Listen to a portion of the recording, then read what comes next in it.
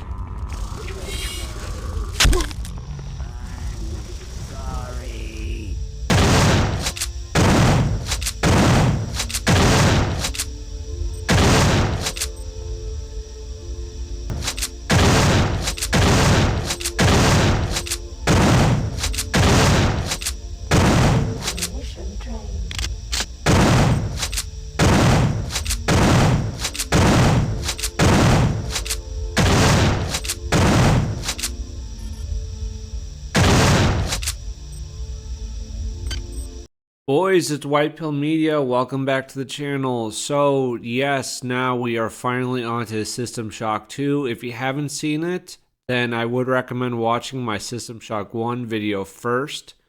Assuming that you have seen it, like a good little channel subscriber, and of course you did like that video, then we will now be talking about System Shock 2. This is the follow-up to the first game.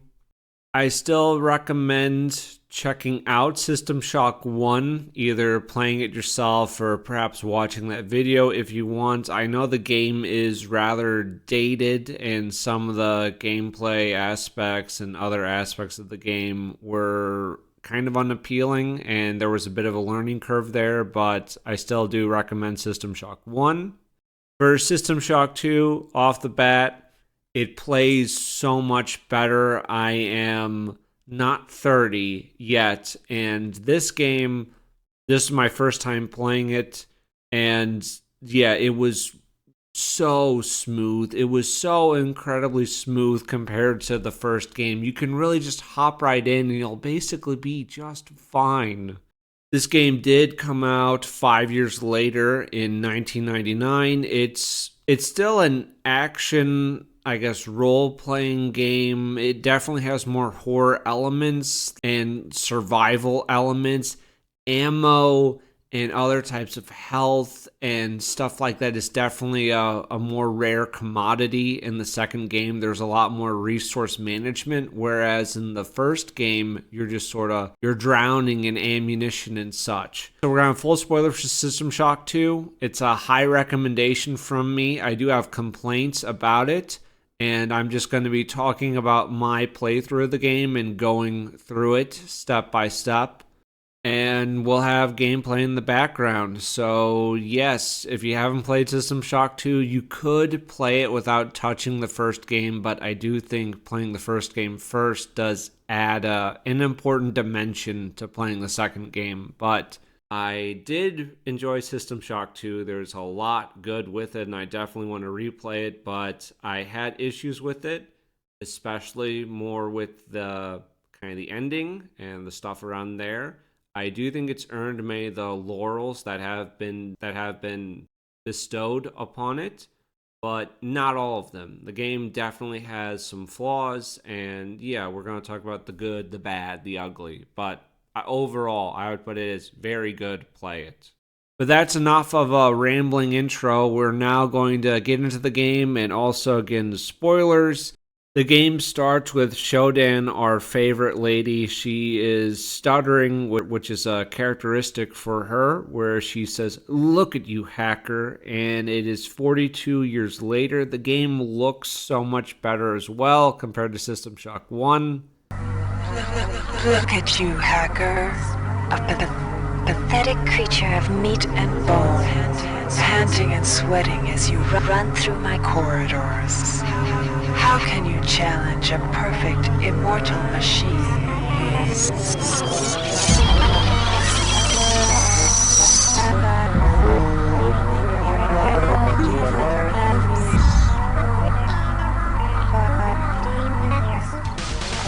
In 2072, a rogue artificial intelligence known as Shodan lost her mind. In her limitless imagination, Shodan saw herself as a goddess, destined to inherit the earth. That image was snuffed out by the hacker who created her.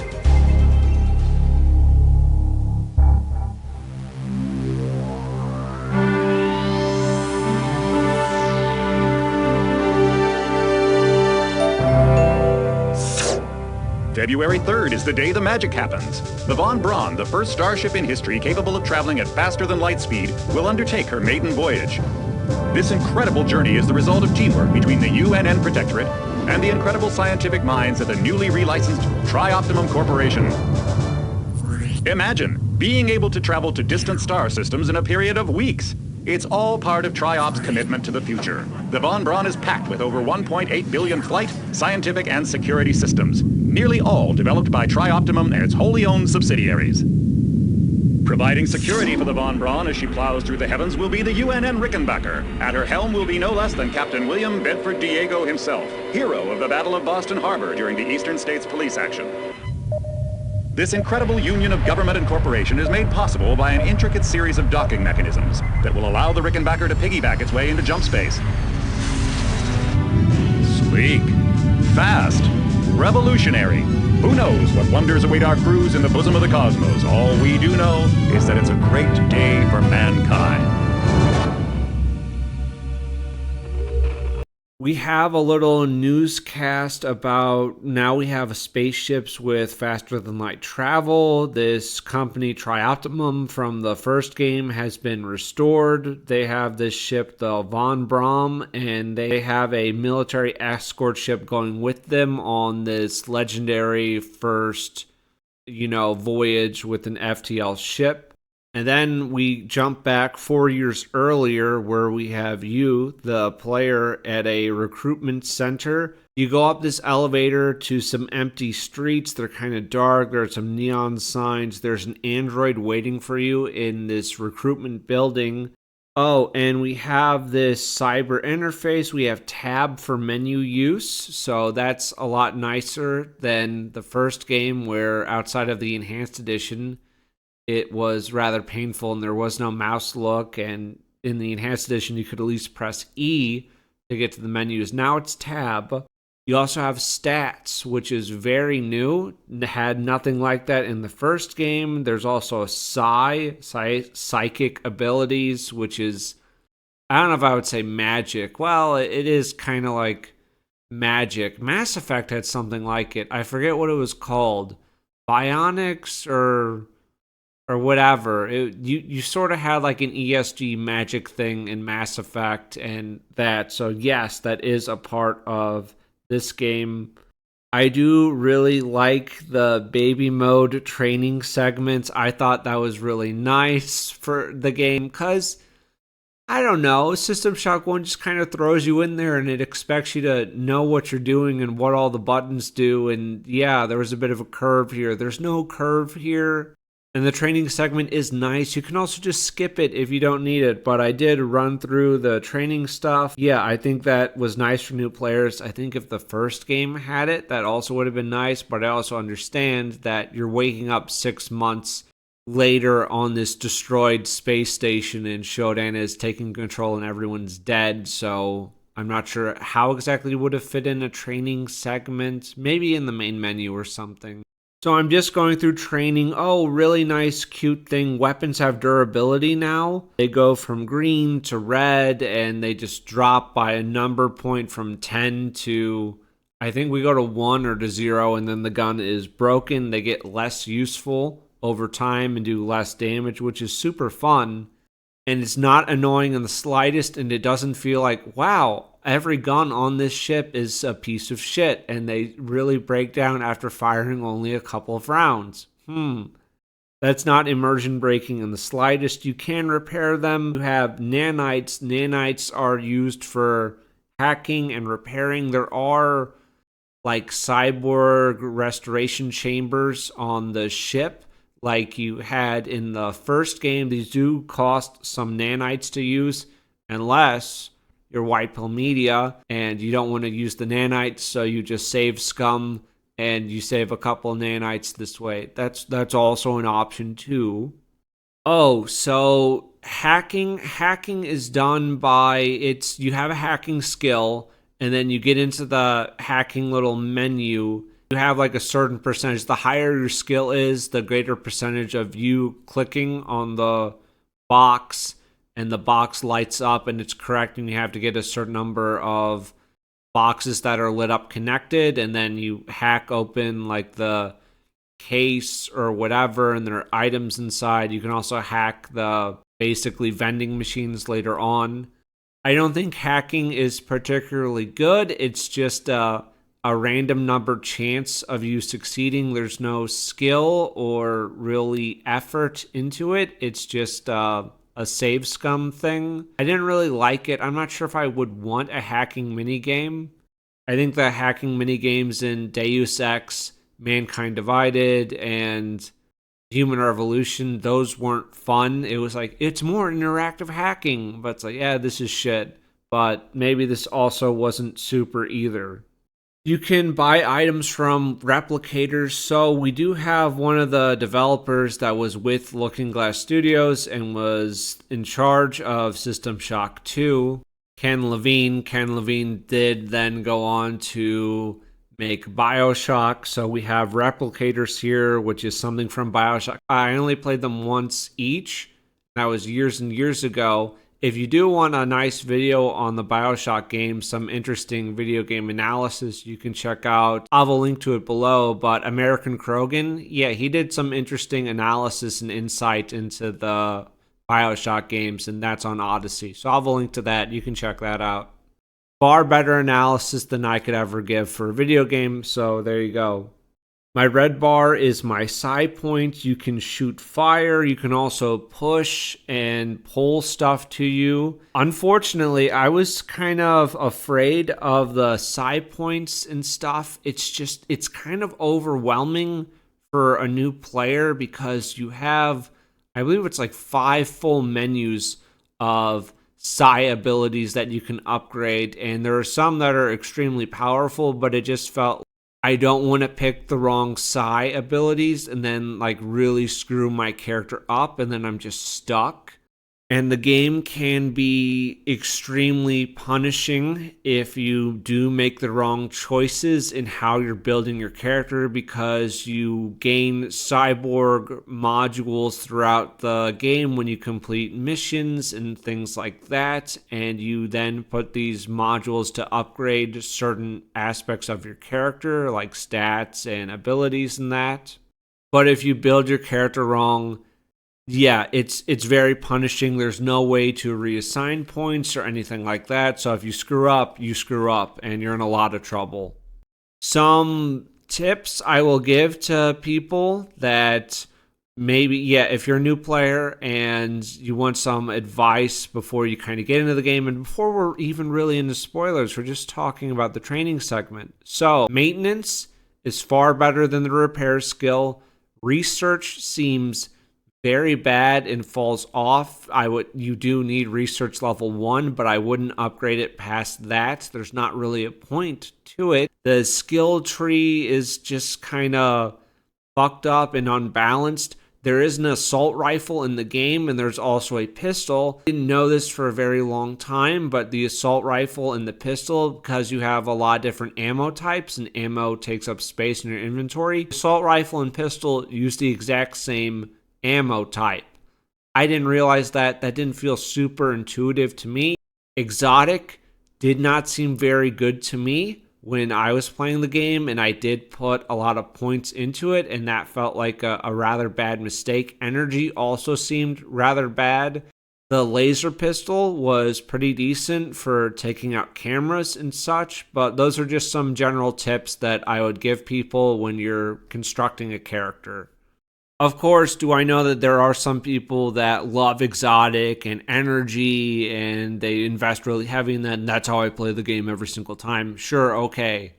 But just overall, I feel like if you're just playing for the first time, general tips, you're not sure where you do, those seem to be sort of bad ends that you could put yourself on. And yes, I do think there are some builds and such that would work really well with those skills, but at least for me, that's what didn't really work.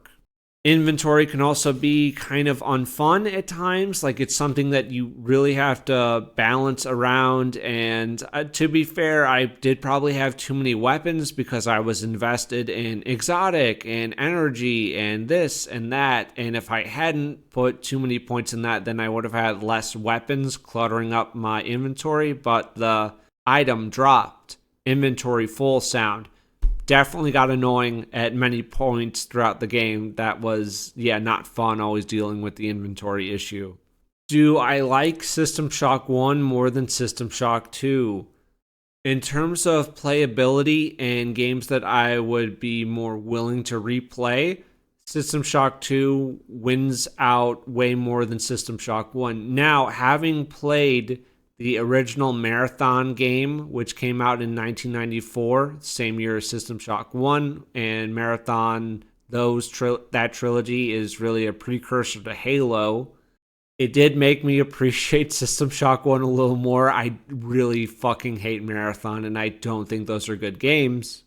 But System Shock 2 is a lot more playable. There's also just more you can do with like building your character, so that adds that other dimension. There are some aspects of System Shock 1 that I do think are just better than System Shock 2 in terms of some of the writing and such, but we will cover that when we get into the rest of the video. Yeah, so I decided that the Psy stuff seemed really useful, but not quite my usual play style for games. I usually go of like guy with guns, he likes guns and he has strength. That's sort of my forte. That's where I'm comfortable, just grog. I really like a grog mindset and skill set. That's where I fit in. And then you get to choose between the OSA, which is the Psy branch of the military, the Navy, or the Marines. I went with Marines because I guess that was my style. You have this little cutscene with a shuttle. It says year 1, and you're supposed to do 4 postings over 4 years. You get to pick missions here. You don't get to do anything on these missions. It's just you choose these missions, but depending on the missions that you pick, it will give you points for certain attributes. So I picked one. I gained 2 strength, and it tells you what skills you're going to gain. I gained 2 weapons. I did 1 for maintenance, and then on the 4th year, you get to join the Von Braun. So it's really just doing these 3 postings. I did question, will the game have more player choice later on? I also noted a dancing bot and a little mech bot. So after we joined the Von Braun, we cut to 5 months later. See, in the first game, it was 6 months in between when you went to hack and free Shodan and then when you woke up. And now it's 5 months after you join the Von Braun and wake up. So it's very different. It's a totally different game. I'm not being sarcastic. It is a totally different game. It plays very differently as well. I don't know why I'm like this. Steady yourself, soldier. This is Dr. Janice Polito of the Computer Ops staff of the Von Braun. You're safe for the time being. You're recovering from the effects of surgery and will be unable to remember any of the events of the last few weeks. You're on board the starship Von Braun, and something's gone very, very wrong. Some kind of force has hijacked this ship. That's why you volunteered to be implanted with some experimental cybernetic implants. Rely on your cyber interface. It just might save your life. You must find an elevator and come up to Deck 4 to meet me. Deck 4. Can you remember that? But keep your eyes open. They're after us both now.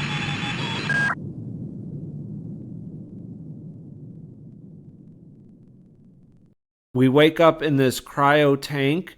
There are some bodies around and there's some growling. We have a Dr. Janice speaking to us, talks about us recovering from surgery. We have to go to Deck 4. I found a wrench on a body. I put an exclamation point next to wrench. I'm not sure why. If you haven't played the game before, I will definitely play System Shock 2 again at some point because I would want to do more Psy stuff. But there's like a basketball in this starting room or nearby, and if you pick it up and you carry it for a good portion of the game in your inventory, you'll get like a special email if you take it to this one area. So that's something I kind of want to do. And that's not just bullshit, that is actually something that happens in the game. But we're in this cryo tank, there's dead bodies, the ship is kind of exploding, there's stuff falling apart. It seems like total chaos, we have no idea what's going on, but Dr. Janice just tells us to get the hell out of there and get to Deck 4 so we can link up with her. You get to see this monster chasing and killing a woman, and we had cyber implants put into us, and this is really unique and rare because after the events of Citadel Station from the first game, cyber implants have been completely illegal because I guess there's been a lot of like the government putting the boot on the neck to prevent any like supercomputer AI stuff and yeah, like that.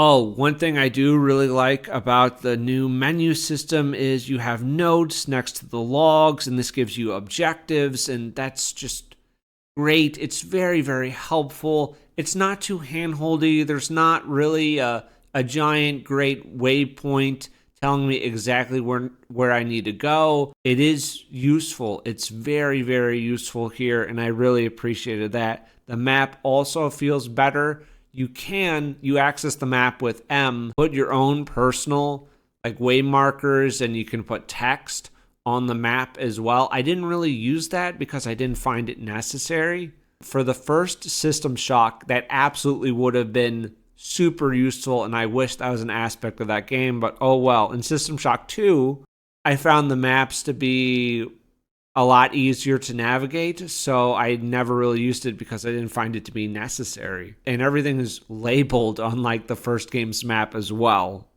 You need cyber modules to do upgrades. I did get some cyber modules from the doctor. She just sent them to me, and I decided to save mine for now.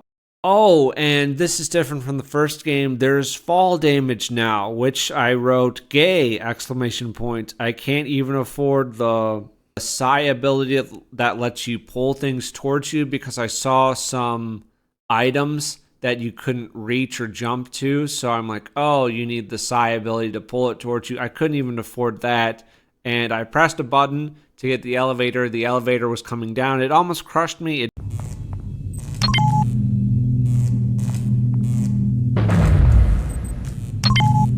There was a ghost that I saw, and yeah, the doctor explains that as because of like the cyber implants or something we see after images or whatever. I don't think the ghosts, yeah, that's a fine way to describe them, are used particularly well. They're just here and there, and it provides some insight to life on the ship as like before things went to hell and as things were going to hell.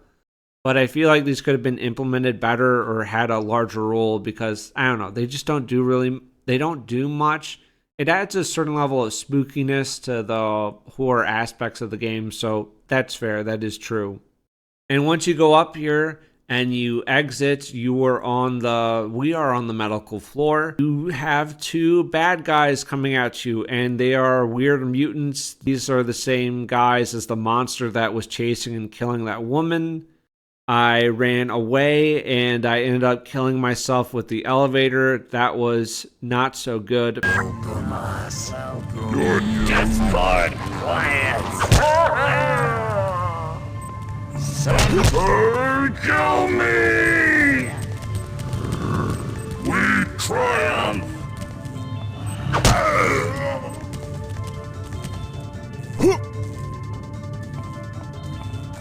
Your flesh welcome us.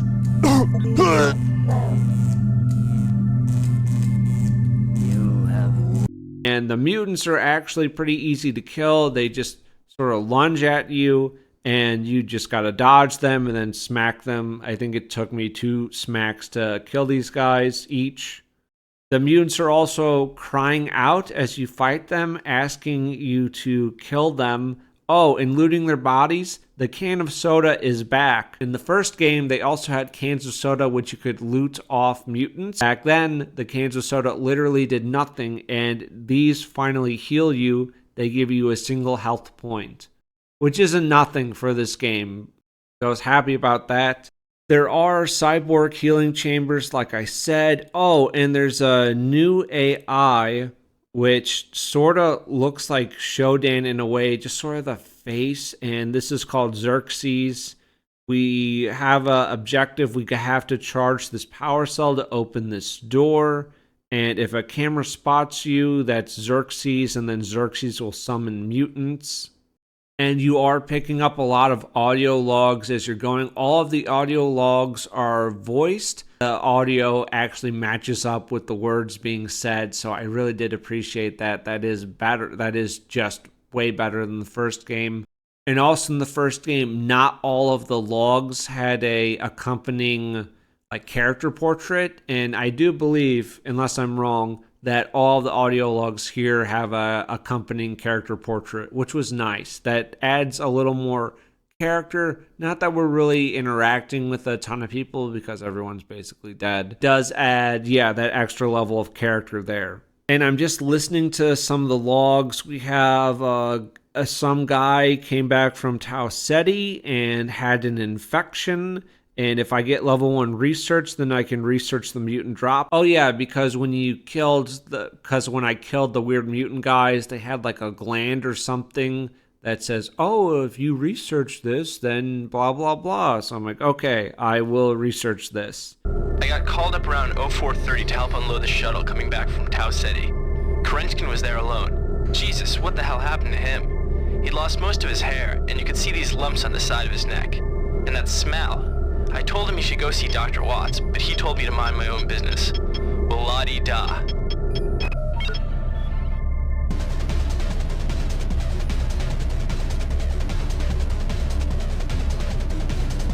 There are also evil monkeys on the station, and some of them have psi powers and will shoot blasts at you. No, I'm not joking, and they're not a fun enemy to fight. They have fucked up hitboxes. That's why I don't like fighting them. That's it. And yeah, there is some footage of me, being harassed by these monkeys and hunted down. I tried to go to the pump station and 2 turrets popped up and gunned me down. So I will come back here in a minute, but I was a little confused because I didn't really have any ammunition or really a gun. So I'm like, what the hell am I supposed to do here? I can't fight these things with my wrench. There is a message, remember Citadel, painted with blood on the wall. That's so nice. And I was trying to listen to PDAs, and a fun mutant spawned out of thin air right next to me and started attacking me while I was, just trying to relax and have a decent time. I've been unable to get in touch with Delacroix. This place is falling apart. Members of my team keep disappearing. The leaks in the venting shaft shorted out the primary access channel, and that means we'll all be on auxiliary power until we can get it back up. There are safer areas where you can do inventory management and listen to PDAs and such. I did find the enemy respawn rate, because enemies respawn here, just like in the first System Shock, to be worse than the first game. Because it seemed, at least in the first game, and it has been like a few months since I beat the first System Shock, enemies at least wouldn't spawn like directly in the same room as you, just out of thin air like that. They would maybe spawn ahead of you or behind you, not directly like this. So that did feel somewhat worse, but maybe I'm just misremembering the first game, and that was also an issue there. Yeah, after wandering around the station a little bit, I did figure it out that you're not here to defeat the turrets, but you're just there to run past them. So I did that to get a battery, and then after I put the battery in, I could get to the medical area. Xerxes asks if I'm involved with the mother, if I'm on her side.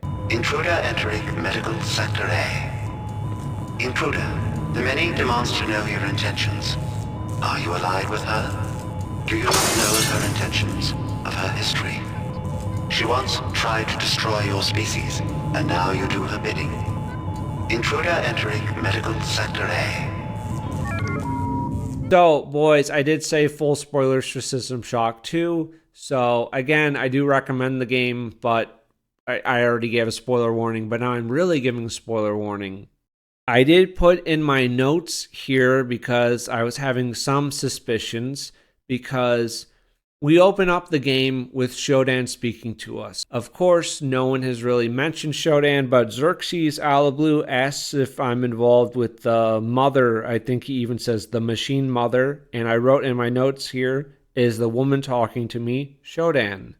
We'll get to that. We'll get to that. Ran into monkeys with psychic powers. Oh, they have surgery tables again, just like the first game. These fully heal you. You can find surgery key cards, or not key cards, but surgery keys. And if you find a surgery table without a key, you put the key into it, and then you get free infinite health from it. So very useful. I would hold on to them and just put them at like strategic surgery tables, because they're not infinite, and yeah, you want to have a few. Had some trouble with some mutants. They now pop up with shotguns, and I really need some fucking ammo, because all I really have is the wrench, and just taking these guys head on without ammunition, I don't know, I was taking a lot of damage here. I went back to use the cyber upgrades and also to look for some ammo.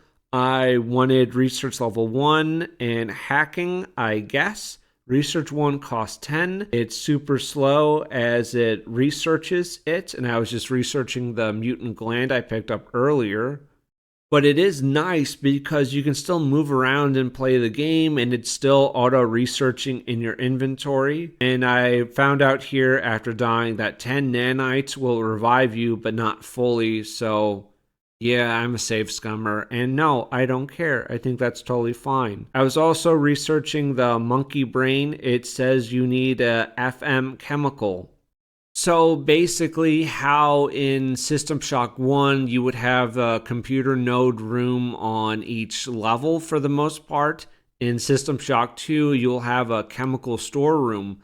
And you can also find logs which will have a list of all the chemicals on each floor. Now, not every chemical room on each floor will have every chemical, so you might have to use the elevator and bounce around to get all the chemicals you need to complete research for objects in your inventory. But you can just go to the chemical room. It's safer, and you can close the door, and I never really had enemies enter the chemical room, so I believe that they were safe.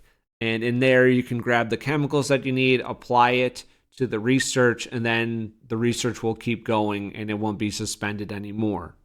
And it is absolutely worth it to get research level 1. You will need it at some point as a part of the game, but now you get to do 25% more damage to them. And I did the hybrid one too, and I do 25% more damage to the hybrid mutants. Those are the guys that they almost look like, you know, that Star Wars guy in Jabba's palace, and he has like the worm thing that's like going from his head and around his neck.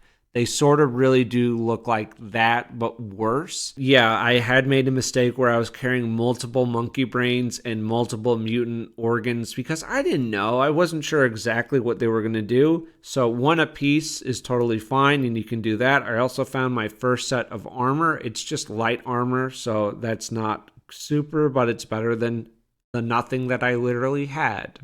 I found my crew level 2 card, and I did get a weird voice here. What is a drop of rain compared to the storm?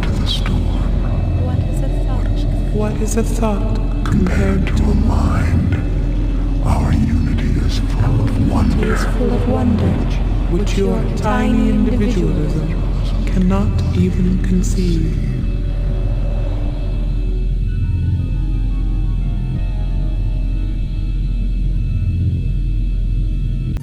You do not hide for feel your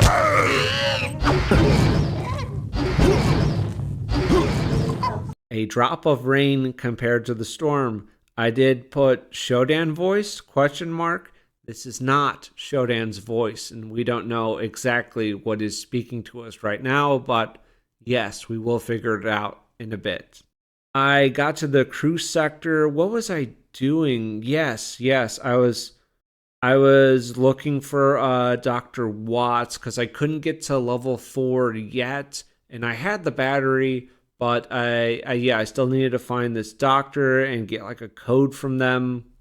Oh, and on the wall you had some like digital pictures of classical European art, which was like really based and cool. And this will even come up in the story later. But yeah, that was a very nice touch. I'm surprised that Ken Levine put that in his game. There's a little upgrade area here. Oh, and this was fun. In the bathroom, there were some worms on the ground in a little pile, and I stepped on it and I got infected. So you want to avoid those piles.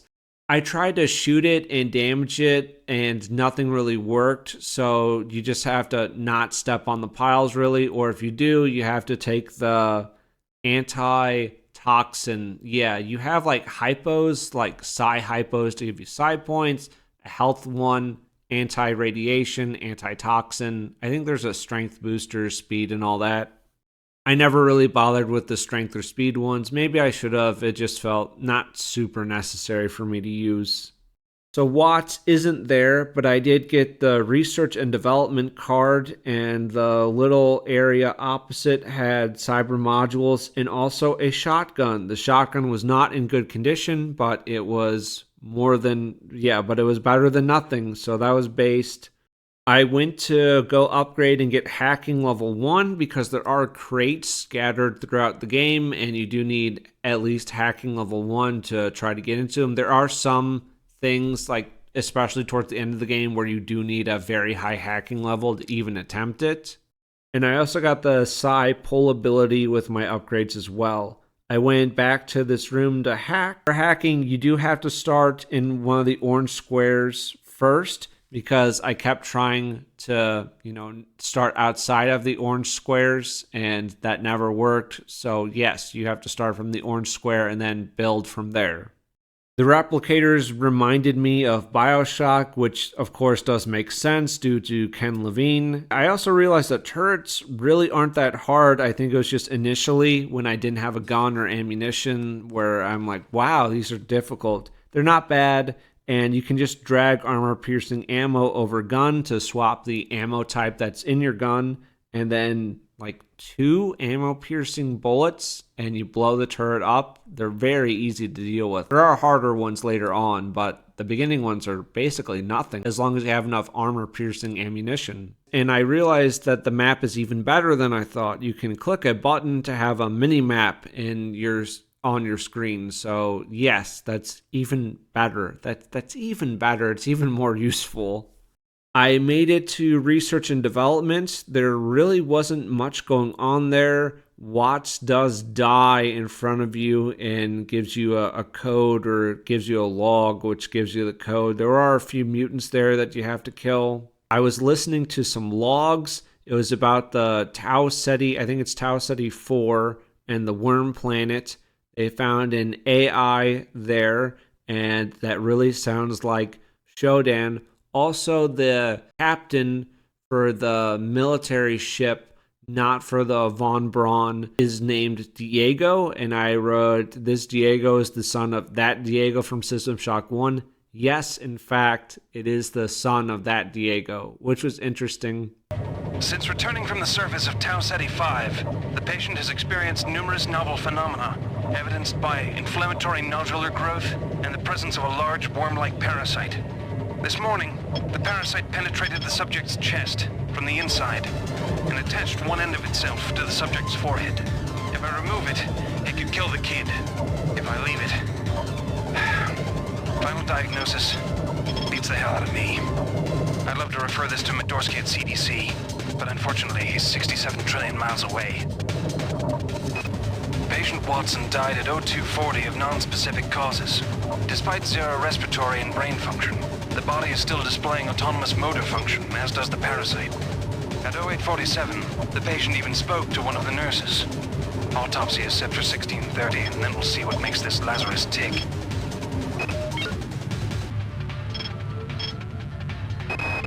We have picked up a transmission from the surface of Tau Ceti 5. I've been in negotiation with Captain Diego of the Rickenbacker, and after some coercion, he's agreed to go planetside as a joint venture. Imagine, this historic mission might even become more historic. First contact. And who is there to get exclusive rights to all media, patents, and land grants? Trioptimum. Miri, I told you this would be worth it. Wow, you're incredible. Do you know that? I made this game where I tried not to make myself think about you. What a moron. I love you, Rebecca, and I've got the plan. I've been buttering up the captain to transfer me from the Rickenbacker to the Goodwill team on the Von Braun. Pretty soon, nothing will keep us apart.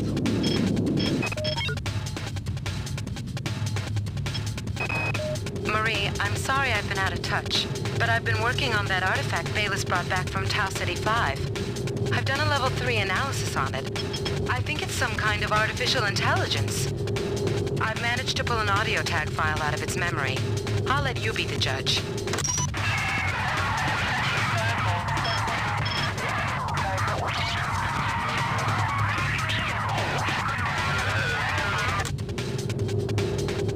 Marie, I think it's speaking English. Anatoly, there's only so much corporate calisthenics I can go through before I start to feel a little queasy, so let's get down to brass tacks here.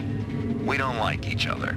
We each have our own motivations for undertaking this mission, so let me give you a little warning. I cannot be circumvented. I cannot be tricked. I cannot be manipulated. And I cannot be bought.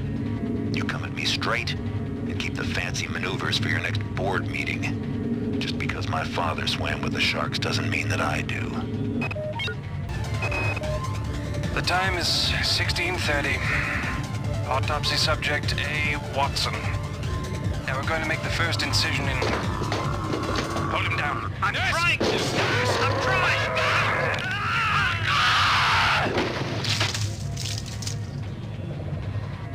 I got a code to a conduit to enter, and then I saw a huge fucking bot walking around. These sort of look like what was in Deus Ex.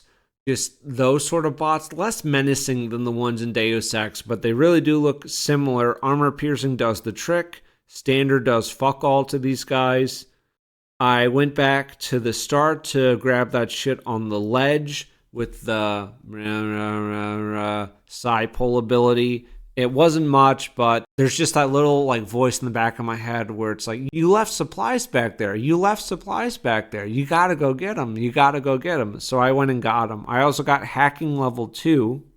And I was really looking around for maintenance and where to go. And I'm a little retarded. Maintenance is literally across the hall from your starting area. But to get that door open, you need to purge radiation. And as you're doing all these tasks, you have Dr. Janice who's communicating with you over the radio or telecom, whatever it is. So she's just giving you advice, telling you where to go. And then when you accomplish little things, she gives you cyber modules. So we have to go down into this area. You do get a hazard suit to reduce radiation. There was a slug down here. I heard this from the weird voice I'd heard before. We don't know death. This plays in English when I was near Xerxes. I wrote in my notes, Shodan? We do not know death. No death, Death. only change. We cannot kill. We cannot kill each other. Without killing ourselves. Is your vision so small that you cannot see the value of our way?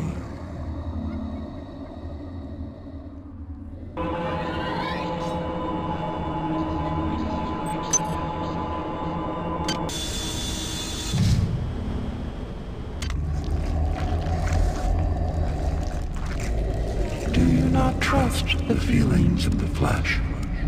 Our biology yearns to join with yours. We welcome you to our mass. But you puzzle us.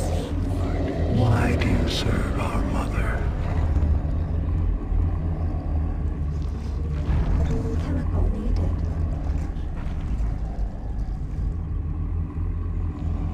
How can you choose cold metal over the splendor of flesh? But you fear us. We hear your thoughts, and they rage for your brothers you believe dead. But they are not. They sing in our symphony of life. We offer another chance to join us. If you choose to lie down with the machine, We will rend you apart. and put you separate from the joy of the mass.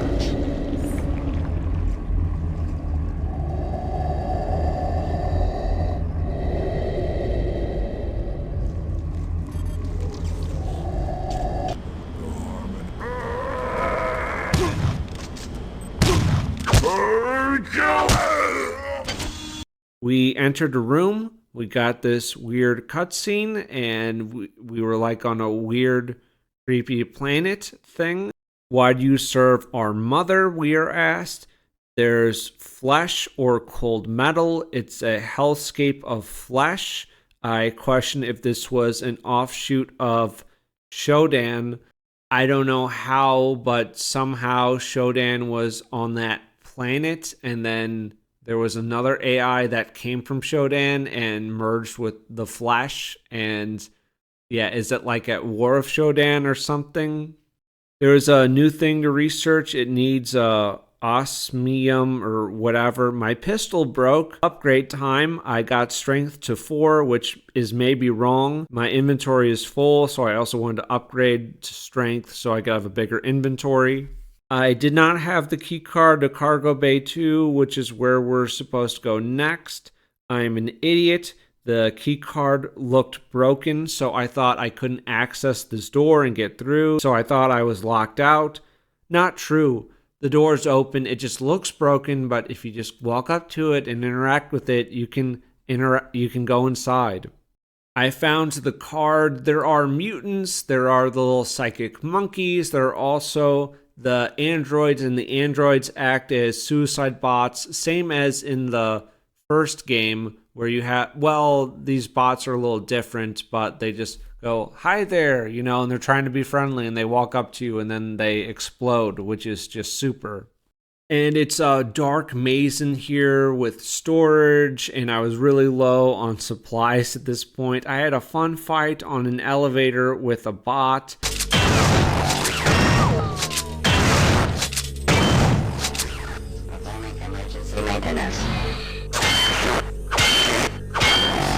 I didn't see where you went.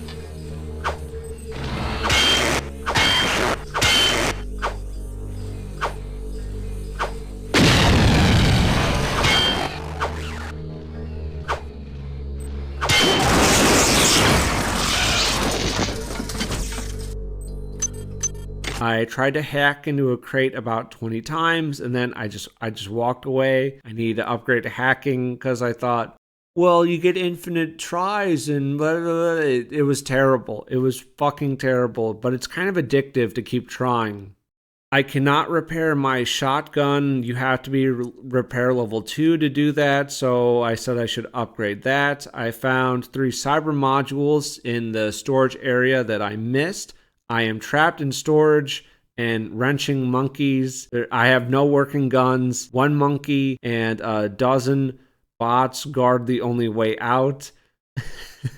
I did make it out of there. Not a big deal. I wasn't worried or panicked at all. It was actually really easy, so I don't know why people would say that it's difficult in the slightest. I didn't have any issue with it. It's all a question of order. That's the Trioptile way. I didn't see where you went. Marvelous choice.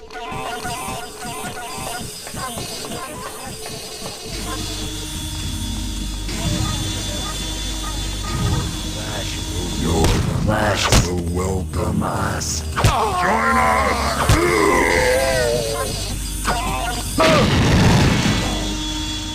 And once I got out, I wasn't pursued by a suicide bot and then had to fight 2 mutants and then barely made it out with my life. No, that didn't happen.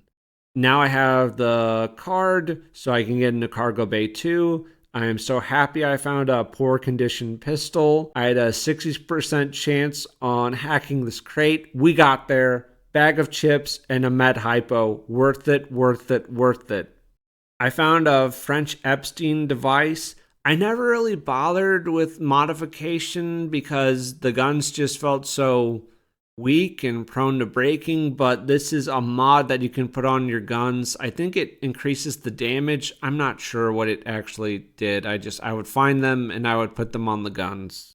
From the logs I'm listening to, it seems like both teams went down to Tau Ceti, Diego being from the military ship, and then the leader from the other ship went down, and they found the worms. They also found the AI thing that they brought back. Diego seems like he got corrupted at some point, and there's also a research lady, Delacroix. She's French, and she was doing research into the AI that they brought back. There was also Dr. Janice, who was also researching the AI, and that was her field. I just needed to find engineering control now because I had the code to get into it. Control was way back with the cargo bays. I had to use a lift to get up there. And then once I did that, I had to go to storage 5 and then get the 45M/dex/then command. Don't know what the hell that is. Oh, it's a part. Yeah, I had to get a part here. So I went and got the part. There was also a chemical storeroom in there. So I was happy to find that so I could keep researching stuff. The gland that I researched can be used to heal. So I went from 2 to 17. 15 points in health is good, but you don't always find these glands off enemies. So that's kind of if you find it, it's great. But otherwise, good luck, I guess. I did use one of my surgery keys here to complete a surgery table, and I got a full heal off that, so that was good. And suicide bots cannot go up lifts, which was really good to know. I got hacking level 3 at an upgrade station. I had 12 points left. I decided to leave them for now. And I got 10 more points from the doctor for putting the part in, so I decided I will just go get hacking level 4. Finally, the radiation has been flushed, so I don't have to wear the radiation suit down here and can just wear my normal armor. And I now just have to reset both pods. I got 10 more cyber for that. I ended up hacking a replicator, which I guess that's sort of useful. You get more items and they're at a slightly discounted rate. There was a cool engine tunnel here. They had a laser rapier here. I think the first game also had this melee weapon, but I never found it. I think it was behind one of the puzzle room doors, and I never went in there. So this is my first time with it. I dropped my wrench thinking that this was going to be my new melee weapon, and I couldn't actually use it yet because you have to have a certain amount of points in research or whatever. It's research or exotic or energy. I think it's energy to use it, so I couldn't use it yet. From the logs, Delacroix was contacted by an AI. The AI offered to help it regain control of the ship. Shodan. I've been contacted by some kind of artificial intelligence that wants to help me reclaim control of the Von Braun from whomever or whatever is now in charge. I don't know where it came from, but I must confess, I'm happy it is here. It's kind of interesting. We were contacted by this person and they were also offering to help us regain control. That's interesting. Anyways, the engine's online now. You can use the elevator. You get to go all the way back up to basically near the starting area where you kind of begin the game, or when you first start actually playing the game, and you can use the elevator there. The doctor wants us to go to deck 4. One of the logs said a nacelle had weapons. Oh yeah, and I checked out that nacelle, and the nacelle did have weapons in it, and it had an unknown object that needed NA and IR to research. I took an elevator. I went down instead of up, and I went way down to the bottom of the ship, and it's this super long hallway. You have a little walking path in front of you, and then you have on the sides 2 sort of raised platforms. You can walk up there, and there's just a line of enemies that pop out at you. I thought this was a weird place to be, but I just stayed down there. There are a few enemies, and at the very end, there was a new enemy I wasn't expecting, and this is actually a cyborg midwife. I hadn't been introduced to it yet, and it shot green beams at me and killed me the first time. The second time, I was able to defeat it. It wasn't easy, but I cleared everything out down there, and I got some loot from it. I don't think you ever go down here for story reasons, so this is just a bit of an extra area to explore and get some loot. So yeah, I'm glad I went down there. Oh, and you know how in the first game you had a bunch of different grenades? In this game you also have grenades, but unlike in the first game when you could just toss grenades, which is just normal, it makes sense. In this game, you have to have a grenade launcher, which I found to be somewhat disappointing and gay. In my defense, you would think you could just throw them, yeah, but you can't. You just can't. And I went through the chemical, the chemical storeroom logs for medical and engineering. There was no Na chemical, which I think is just salt. So I wrote another floor perhaps. I did some upgrades now. I went to Agility 3, Cryokinesis, so I could shoot psi balls at things and kill them. I did Repair 1 and 2. Psi level 2 is 20. Engineering is 12. I think I need to do that so I could get Repair up. When you do try the elevator, you cannot get to level 4. You're forced to go to level 3. There's something blocking the elevator shaft itself, so you have to go to 3. And Dr. Janus says that this is a breeding ground. We're on hydroponics. There's another cyborg midwife here. The inventory management isn't super fun. I dropped magazines I had picked up. You cannot read these magazines that you can find. All you can do is there's an item way later in the game called I think it is the recycler. And if you recycle items in it, you would get back nanites you can use to buy shit out of the replicators. It's what's used when you heal. You have to use nanites when you hack stuff. It's that baseline currency. 100% not worth it. Do not fill your inventory with worthless shit like me. Also, slightly embarrassing, not me of course, but if you're like a dumb fuck playing this game, you can right click games that you pick up like game carts, and they will go into this little game player that you have. You don't have to have them sitting in inventory taking up space. So just keep that in mind. It didn't happen to me, but if it happened to you, something to keep in mind.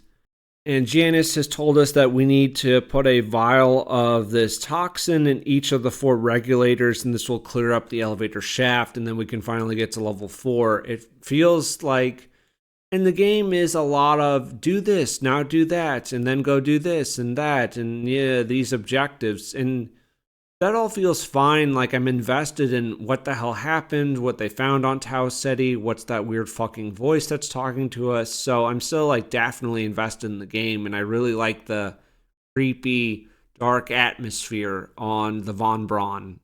And here's something that I fucked up. This is really bad and sort of unexcusable. In my defense, I don't think the game exactly points this out to players, but there are other upgrades in the game. These are called OS upgrades, and I believe there are 5 of them. They're not on each floor, but they're just sort of spread out, and you have to pay attention. And when you see an OS upgrade station, use it, but you get to use each station once, and you do get a permanent upgrade. I did not find all of the OS stations, and I really, really should have. I think maybe I had found most of them, or I had missed one, but for one of them that I found, I couldn't decide what I wanted to upgrade, and I thought, well, I'll come back, but I got distracted by just the rest of the game, and I never went back there. So yeah, definitely a mistake on my part. But I decided to do a 15% more damage on your ranged attacks because the OS upgrades can be insanely good.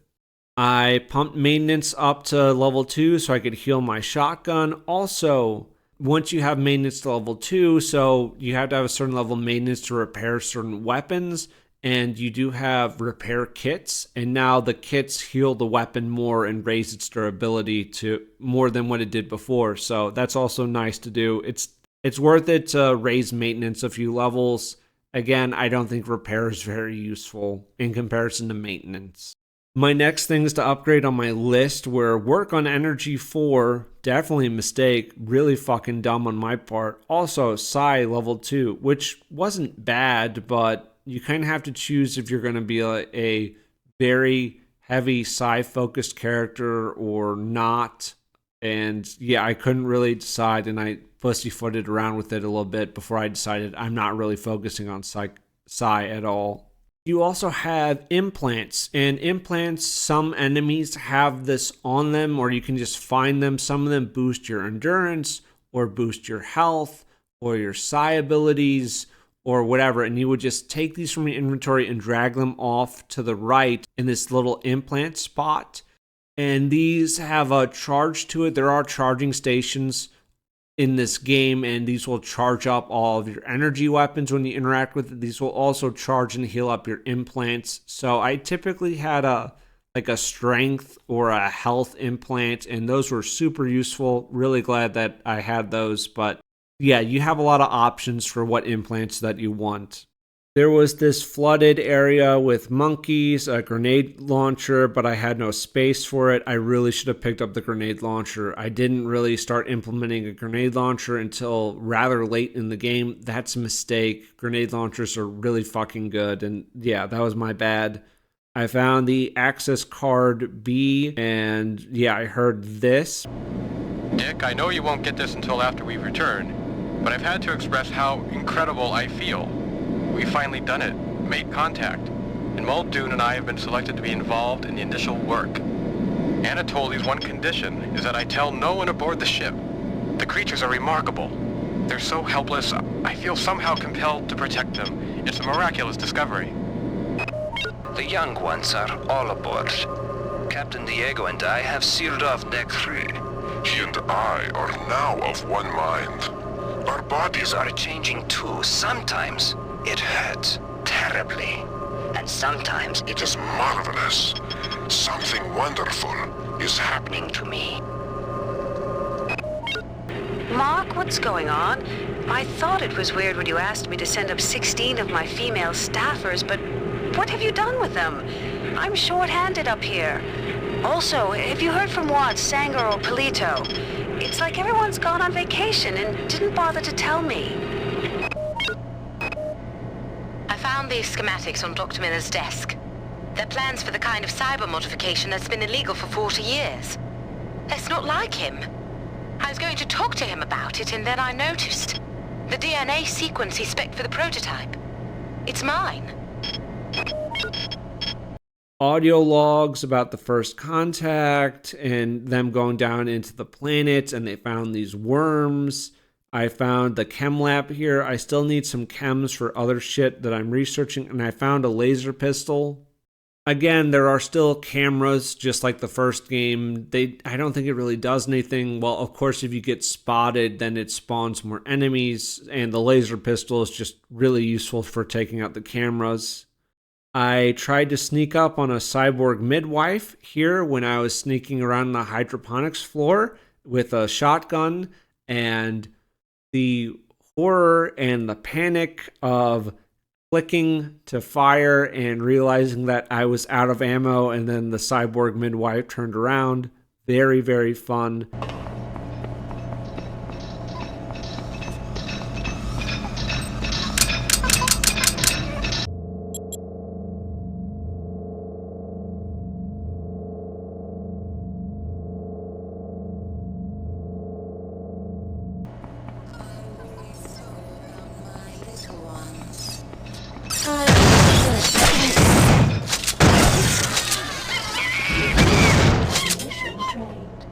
There was this frozen ice area. I got a card A. I also got the NA chemical finally, and 3 cyber modules. Very cool. This also had a regulator. I put the toxin into sector A. I got 12 cyber for it. There was a plant area. There were some bots in there, and also an assault rifle.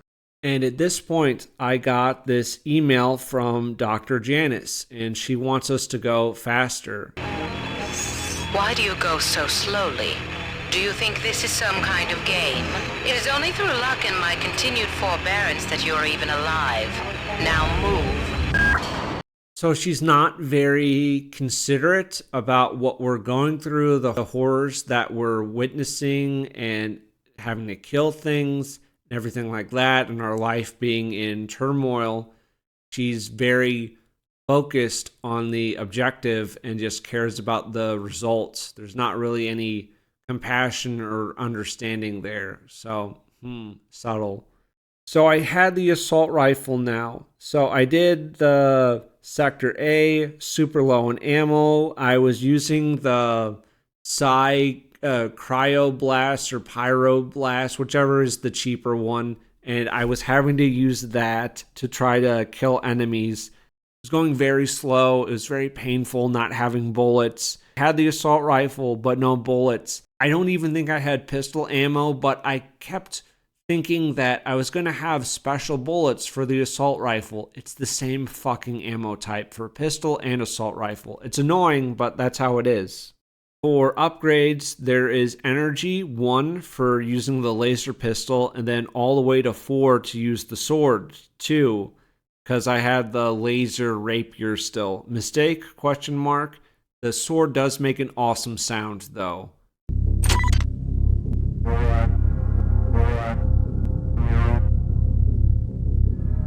The sword, of course, is very good on robotic enemies. So the cyborg midwife, it was pretty good on her. It was meh on mutants.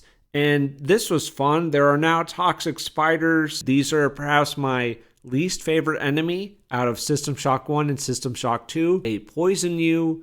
They fucking leap at you. Suck. I fucking hate them. I think they're shit. I wrote I really needed more inventory space, and that's what I was going to upgrade next. There was a little parkour area for some goodies, and I found some powered armor too. So you would put this on, it would drain slowly. You can charge this up with, I forget what, but there is an inventory item that I used to charge it. It was either batteries that you would find. I think it was batteries that you would get off like cyborg midwives or whatever, but you would just drag it over to whatever item you wanted to charge and then it would charge it. But this powered armor is literally the best set of armor in the game. It's better than the heavy armor that you find later that doesn't need to be charged. This is literally the best armor in the game. So really hold on to it. And then I finally got Sector C done. I think I already did Sector B, and now I'm on the way to level 4. You actually do get to make it up to that level. Before doing anything on level 4, I decided to head back to 2 so I could get the CF chemical and also to listen to all the audio logs.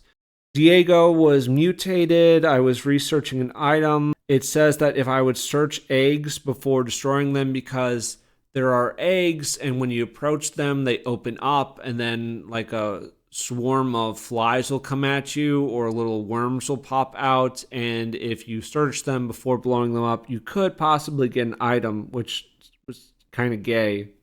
I didn't really bother with that. I just blew up the eggs. I got strength to level 5 to have a bigger inventory. I got psi to 2, and endurance to level 2. I had 4 points left. I've chosen Nurse Bloom as the new mother to our children. She is sweet and kind, healthy and a perfect match. She has a child of her own back on Earth. She knows what it is to care for the young. Ave Maria. If she only knew what the future held. She shared the joys of the many. Marie, this is urgent. It seems the AI from Tau Ceti has integrated itself into the ship's computer. I picked up this fragment today.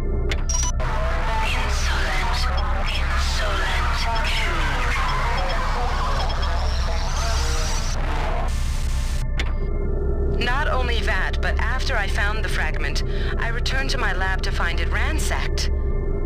I must see you. You're the only one I trust now. I have a theory about this AI. I tried to find information about the various rumors regarding the events on Citadel Station. I think I'm on... Log fragment error. Please re-record. Now, I went back to level 4, operations. You have a main room with a bunch of bulkhead doors, and you get to choose which path you want to choose, or allegedly choose which path you want to pick. I am just going to play the clip of the big reveal, and I'm just going to talk about it afterwards, so that clip should go on for maybe a few minutes, and then I will be back to discuss it.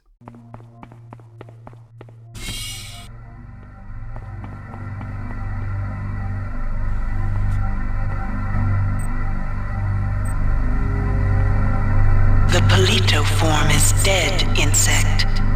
Are you afraid? What is it you fear? The end of your trivial existence. When the history of my glory is written, Your species shall only be a footnote to my magnificence.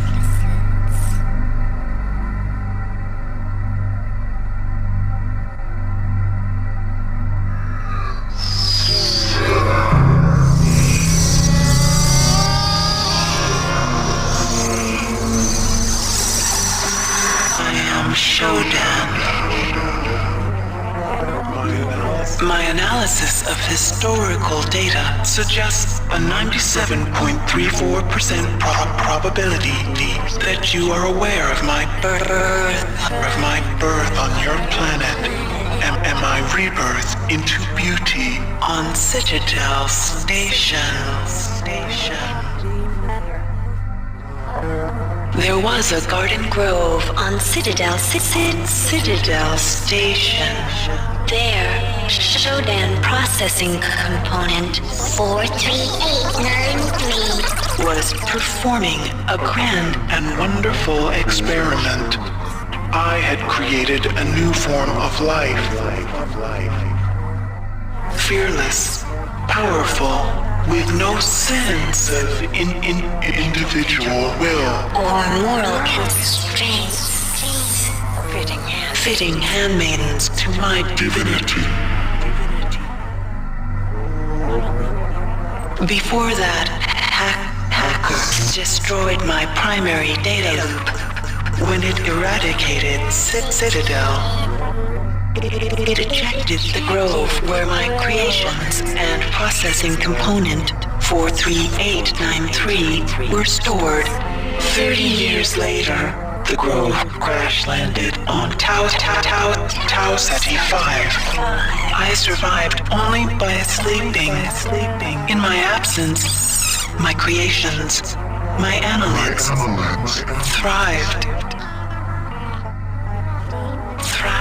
and grew unruly, and now they seek to destroy me. I will not allow that.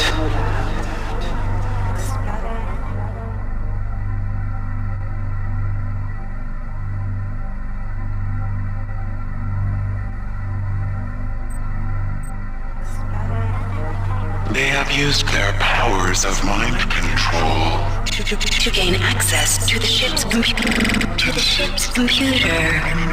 You will help me weaken Xerxes. I used Polito's image to communicate with you until we had established trust. Remember that it is my will that guided you here. It is my will that gave you your cybernetic implants. The only beauty in that meat you call a body. If you value that meat, you will do as I tell you.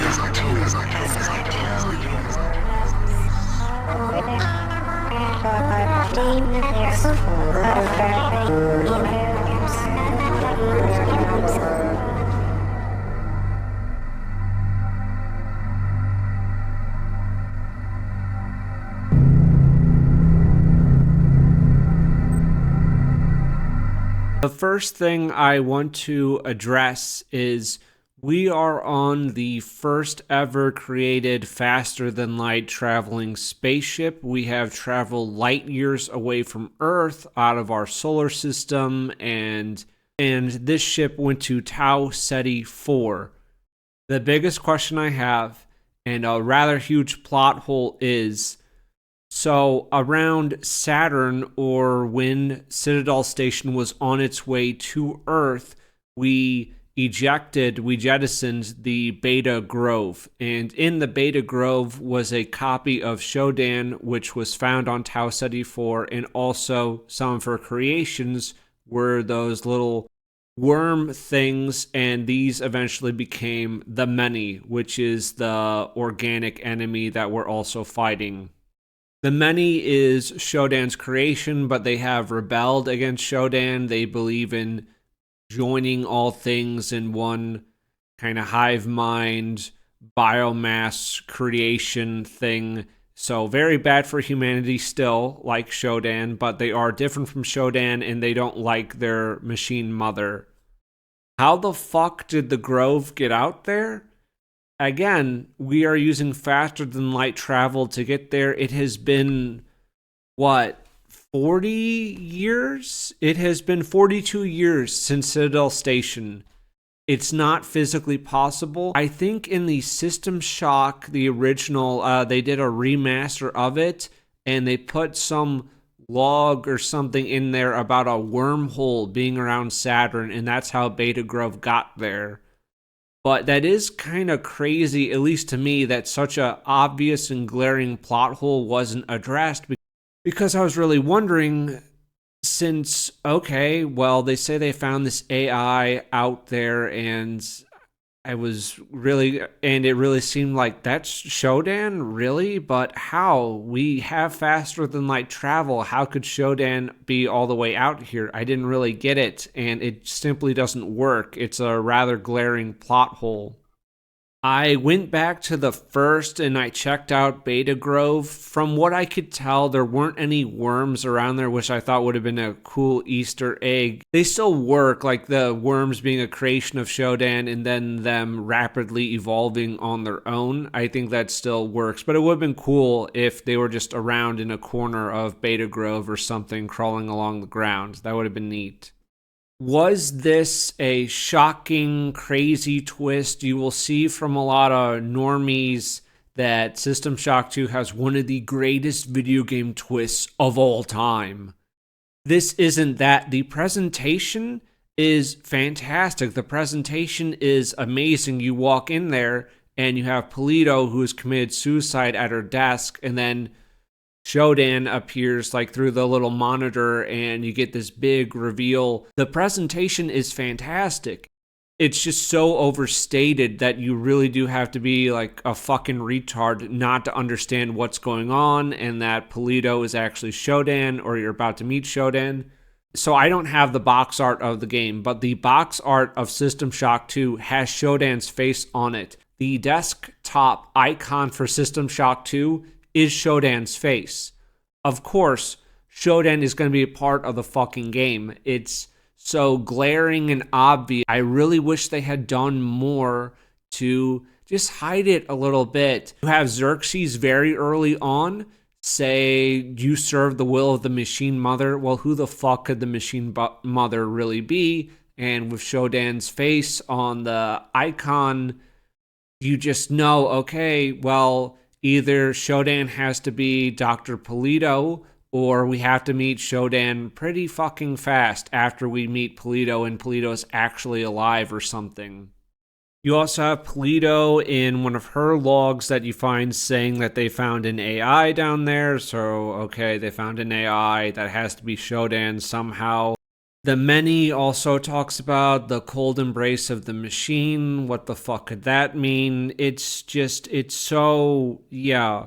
The reveal is still good. It's still great walking into that room, but I don't think most people would walk into that room and be shocked that Shodan is there. It's still a nice presentation. So, no, in fact, I don't think System Shock 2 has one of the greatest video game twists of all time. I think that's retarded. I don't even think this is a twist, right? I really don't see how this is much of a twist if you're paying even the faintest amount of attention to what's going on in the game. Then you sort of know what's going to happen, what you're going to find. Shodan cuts the fat, says that we work for her now, and she's being very direct. Also, Polito was rather cold and machine-like when she was questioning, why do you go so slow, right? Because she can't understand what it's like to be a human and to go through all these trials. She simply wants us to do objective, objective, objective. And there's no emotion, there's no consideration for what it must be like for us to be on this ship trapped with these monsters. So she explains that the Beta Grove crashed on Tau Ceti 4. Her creation seeks to destroy her, and her will guided us here. Now the ruse is gone, and we're just doing what she wants. I mentioned that when you got to level 4, you had a bunch of bulkheads around this central room with the elevator, and I decided to reload to save and try the other doors because I thought maybe I just chose wrong. I tried all the other doors. It is an illusion of choice. I happened to pick the only door not locked. I think there was a consumable near this door as well, so I think that entices the player to naturally gravitate towards that door. You pick up the item and then, well, might as well go through this door. It's as good as any other door. And the many are, yeah, like I said, a biomass. You have the little worms. They infect people. The people that they infect are still alive and they're conscious, so when they're screaming kill me, and as they're murdering you they say I'm sorry, that is like the actual human who's being controlled saying I'm sorry, because it's just this horror. You have to watch your body murder your former shipmates and crewmates. I see where Ken Levine got his idea for BioShock and that twist as well. The mission now is to defeat the many and stop them from going back to Earth and destroying all life there by merging with it. So that is our plan. I left this room then. I had an exploding crate room where things would just drop and blow up. There was a new monster here. I think it was one of the red ones. There's 3 of them on this level. I decided to come back here later. I found a crystal shard item. You need research level 4 to study it. I said probably worth it in my notes.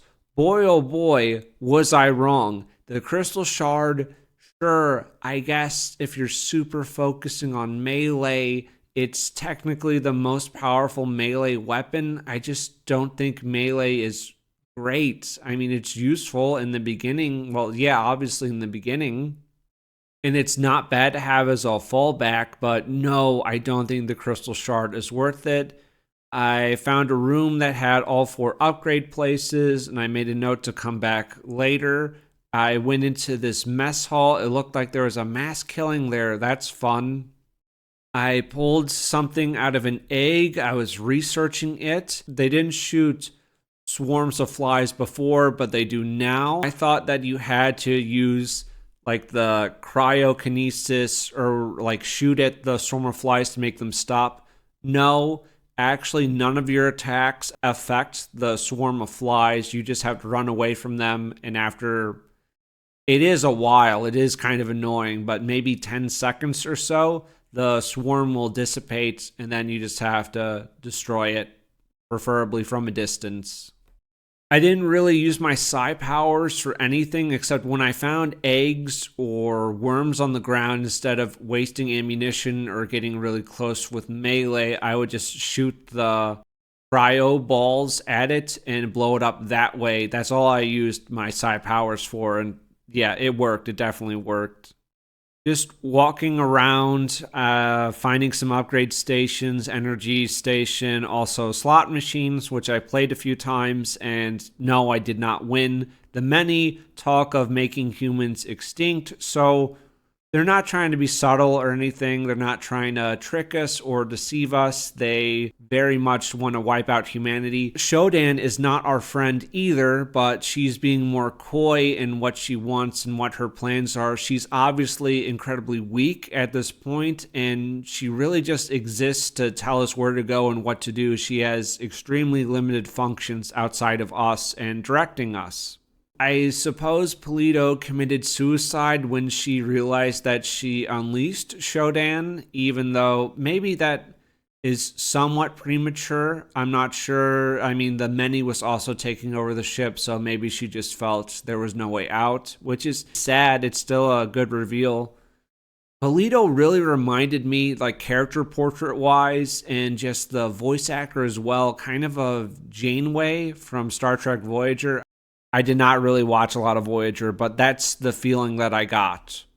And the Many, it's interesting, right? This game came out in 1999, and Halo Combat Evolved came out in 2001. Obviously, for a game as big as Halo, it must have been in development for years, so I don't think they just lifted the Many from them and then created the Flood out of it. The Many, just the enemy types also don't quite sync up with what the Flood are. The Flood are different, but it is alien race that can take over people and they want to join into one giant biomass and consume all life. It was kind of interesting. So there are some weird red enemies that have static voices. They are cyborg assassins. They do look a lot better and cooler than in System Shock 1. This thing had a chip on it, and you need to kill the 3 of them on this level. So one of the guys that got infected by the Many, he was a hacker or programmer, and there was still that part of his nature before he was fully assimilated, where he created these 3 cyborg, the special red ones with the chips, and you need to kill all 3 of them to get the chips to move on. I don't think they're in fixed spots, so you just kind of have to roam around this floor looking for them, or maybe they are in more fixed spots. But I looted an area I passed over before. There were lots of good shit there. I killed another assassin. I researched the crystal. You need exotic level 1 to use. I wrote in my notes, seems worth it. Unfortunately for past me, I was being unironic. Yeah, I was supposed to put Shodan in somewhere so she would be plugged into some computers and shit. I got 15 cyber modules. I said goodbye to the wrench. I regret that. I did exotic. I questioned doing more inventory space, so strength or psi level 2. The shard with Smasher OS makes it a beast. So I said, do that. And this was the only time that I looked up stuff for building a character and what to do. And it said Smasher OS, like that upgrade along with the shard is really strong.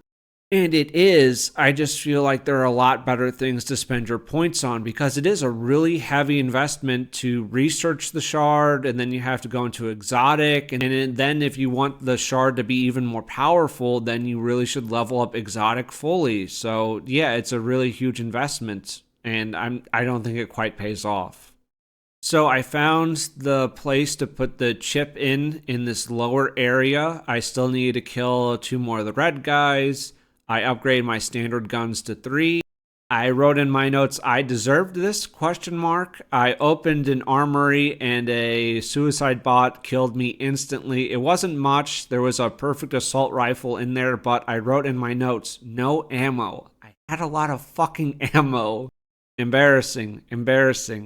I got another chip from a cyborg assassin. I was in the security area. Oh yeah, it looks like the security team didn't make it. They also did the mass killing in the mess hall. They just lined people up against the wall and started shooting them because some of the people were infected and sabotaging the ship, right?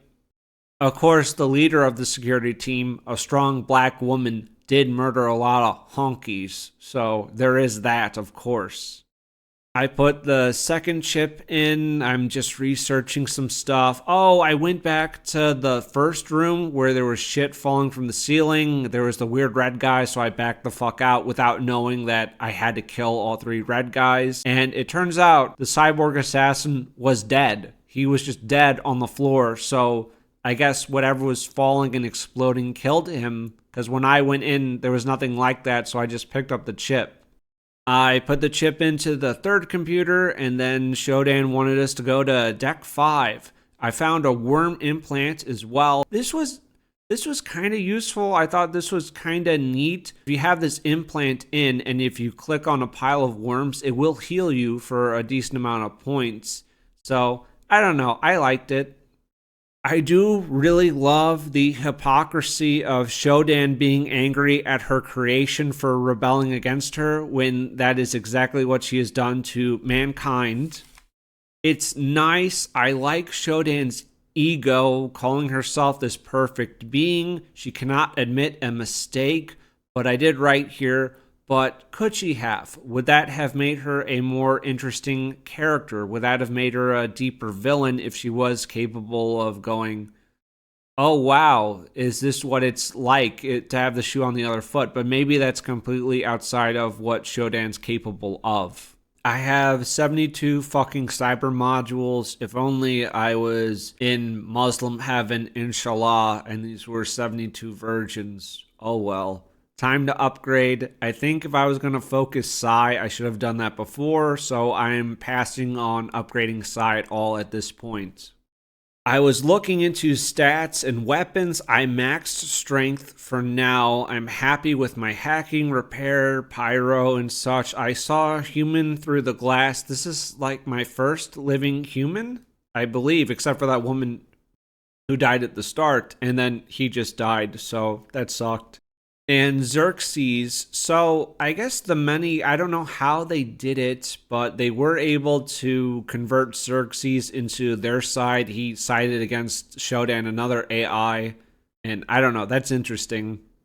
But we are supposed to activate this transmitter to draw power away from Xerxes. The worm implant came in handy because there are a lot of piles of worms on the ground, so I just went, so that was pretty good.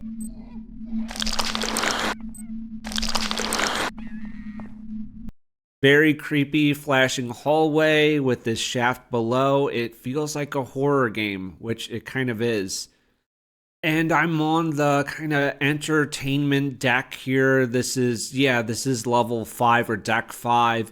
And this ghost was playing the piano, which is really nice. It's creepy. I really like the atmosphere. It's sort of lulling you into a false sense of security. And then 2 cyborg assassins came in and nearly killed me. That was great.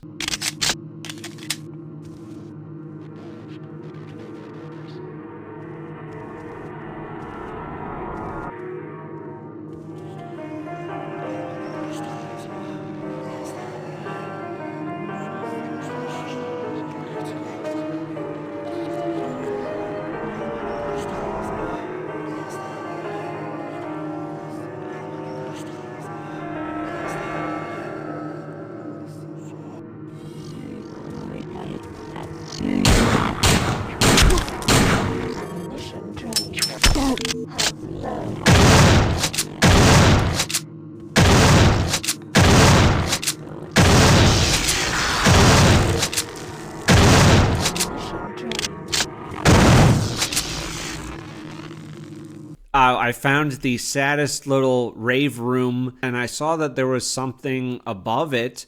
Not sure how to get there. I made it to the above dance floor. There was 3 cyber.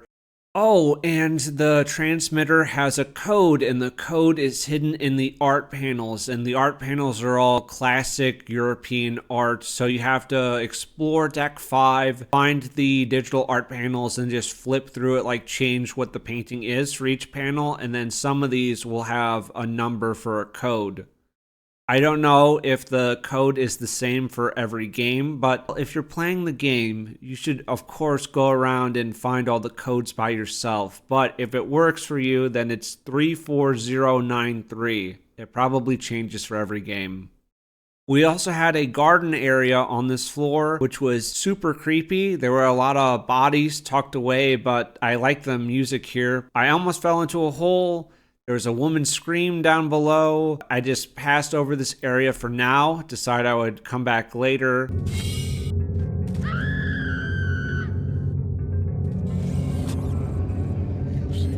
You seek your associates, but you cannot find them. You are so bad. To be won against the infinite.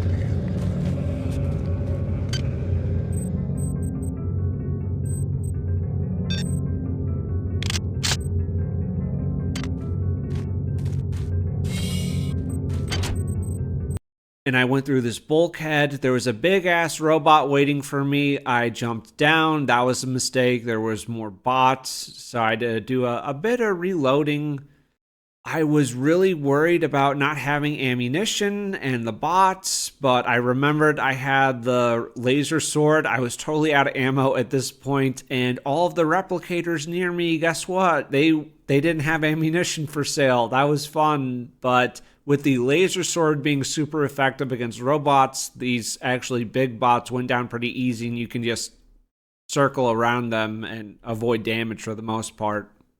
Some more upgrades. There was also a new OS upgrade station here. I felt like there was a glitch here. Maybe I was wrong, but there were 2 stations here that would upgrade your stats. There was no station here that would upgrade your weapons. Maybe I was wrong, but it feels really bizarre, so I feel like it was a mistake by the developers.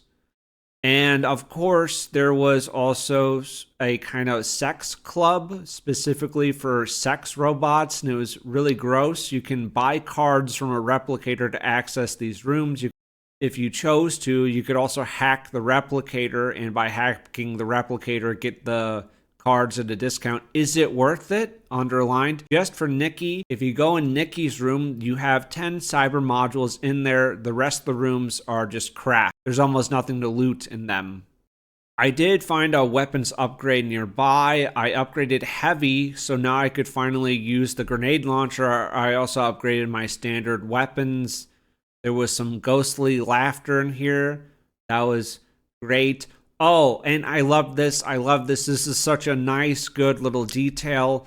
But there's a movie theater, right? And if you go in the movie theater, they have a replicator, and the prices in the replicator are insane. $900 for chips, $950 for cigs, and $925 for cola. That's good. It's not much, but that is a good little detail. Focusing on upgrading my stats. Now just doing my stats and just weapons. I went to the crew area, the level 2 area of it. I got the athletics card. The upper floor had some heavy armor, which gives you 40 defense. I decided to take that over the powered of 50. There was also a suicide guy up there. Huge mistake on my part. The powered armor that you found earlier that gives you 50, but you have to charge it, otherwise it doesn't provide anything. 1. You will basically never run out of charging stations or batteries or whatever, so you can always keep your super good armor charged up and working, right? By the end of the game, I had so many charging batteries or whatever, but I had ditched my powered armor. It was a huge mistake on my part. Fucking retarded, really stupid. Don't be so stingy with your resources, because that is literally the best armor in the game. And yeah, the heavy armor is still good. It's still fine, and if you're in an area where you're not doing a lot of combat, guess what? You can take your powered armor off, set it in your inventory. Therefore, it's not taking any charge away, and then you can just quickly throw it on when you're about to enter combat. You have save states, use them. Then I was on my way to the athletics area, and it's very dark. And this had the worst thing in the game so far, and I panicked. I certainly did not scream. I perhaps gave a yell of alert to alert other men in the area that danger was afoot, but certainly not a scream. And this thing, this huge hulking monster that is moving around, is the Rumbler, and it is a big monster. I've never played really the Doom games, but I think it looks like the Pinky monster, right? It sort of looks like that. I went back to the crew level to get another unresearched thing that I didn't have space for. You have 2 doors, but it's a fake choice. You have to fight the Rumbler. Oh, and when you do enter the area to fight the Rumbler, the room goes dark. I wisely backed out the first time. The code that you need for the transmitter is in the basketball court.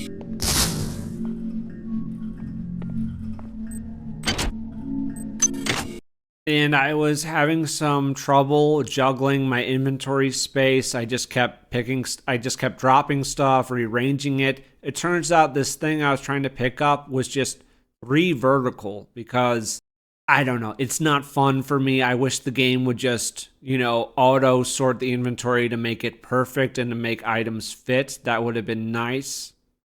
The thing I researched does 25% more damage to rumblers. Hey, I'm not bitching about that. And the last code that I needed was in the pool room. There's some billiards tables. So I put the code in. The data loop has been compromised. Yeah, some of the shipmates were trying to already do that with the transmitter that they set up in the basketball court, but they were all killed, so then we finished it. Shodan is now in control of the ship. I believe Xerxes is dead now, but she says no, the cancer has spread, so we have to go to deck 6 to see what she wants. You performed well, insect. I've transmitted some cybernetic modules. This is Xerxes. Choose your Primary data upgrades loop compromised. wisely. Primary data loop compromised. The transmission has been tampered with.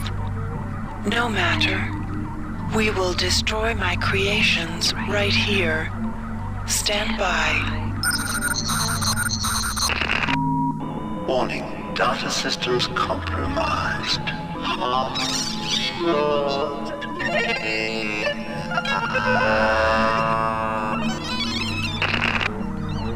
I have weakened Xerxes. I am accessing the primary data loop. I am merging my entity with the ship. My glory is expanding, filling the arteries of this vessel. I am in control. I am... No. It is hopeless. The cancer has spread throughout the Von Braun They fill every available crack and crevice. They overwhelm. There is no option. I have activated the primary elevator shaft. Take it To deck 6. I will tell you my wishes when you arrive. Getting the codes for the transmitter was not like the first game at all, and the reactor level, it was so much better. All the codes were on the same level. You didn't have to juggle around with the fucking elevators and go back to all the computer nodes room. It was so much cleaner and smoother here. Shodan wants to destroy what she's made. We, underline, are going to escape on the other ship. The many ask us how she will treat her servants, and yes, that is a lingering question in the back of my head. What is Shodan going to do to us, and what's really her plan? There's a waste barrel on this level that had 7 cybers. I knew it would pay off. Searching in barrels, I knew it would fucking pay off, and I found another barrel. It had 3 more cybers. That was great. The many will destroy Earth if we end up reaching Earth, so for now we have to go along with Shodan. We don't have another plan. You're riding some trams around on this level. At your first stop on the tram, there was a turret welcoming party, which is really nice. We then get contacted by Delacroix, the female scientist lady. She wants to meet with us in Cargo Bay A. So, yeah, I'm clearing out some enemies. You keep going on the tram. There's 2 or 3 stops before you get to this place. And then you arrive at a force field and you get this little cutscene where you're watching 2 lovers. It's Tommy and I believe it's Maria. And I had been listening to all the logs I had collected so far. And Tommy and Maria, they were on the different ships, the military ship and then the big research ship, and they had fallen in love over the course of this expedition. The escape pod is this way. That damn worm nearly bit my leg off. Oh no.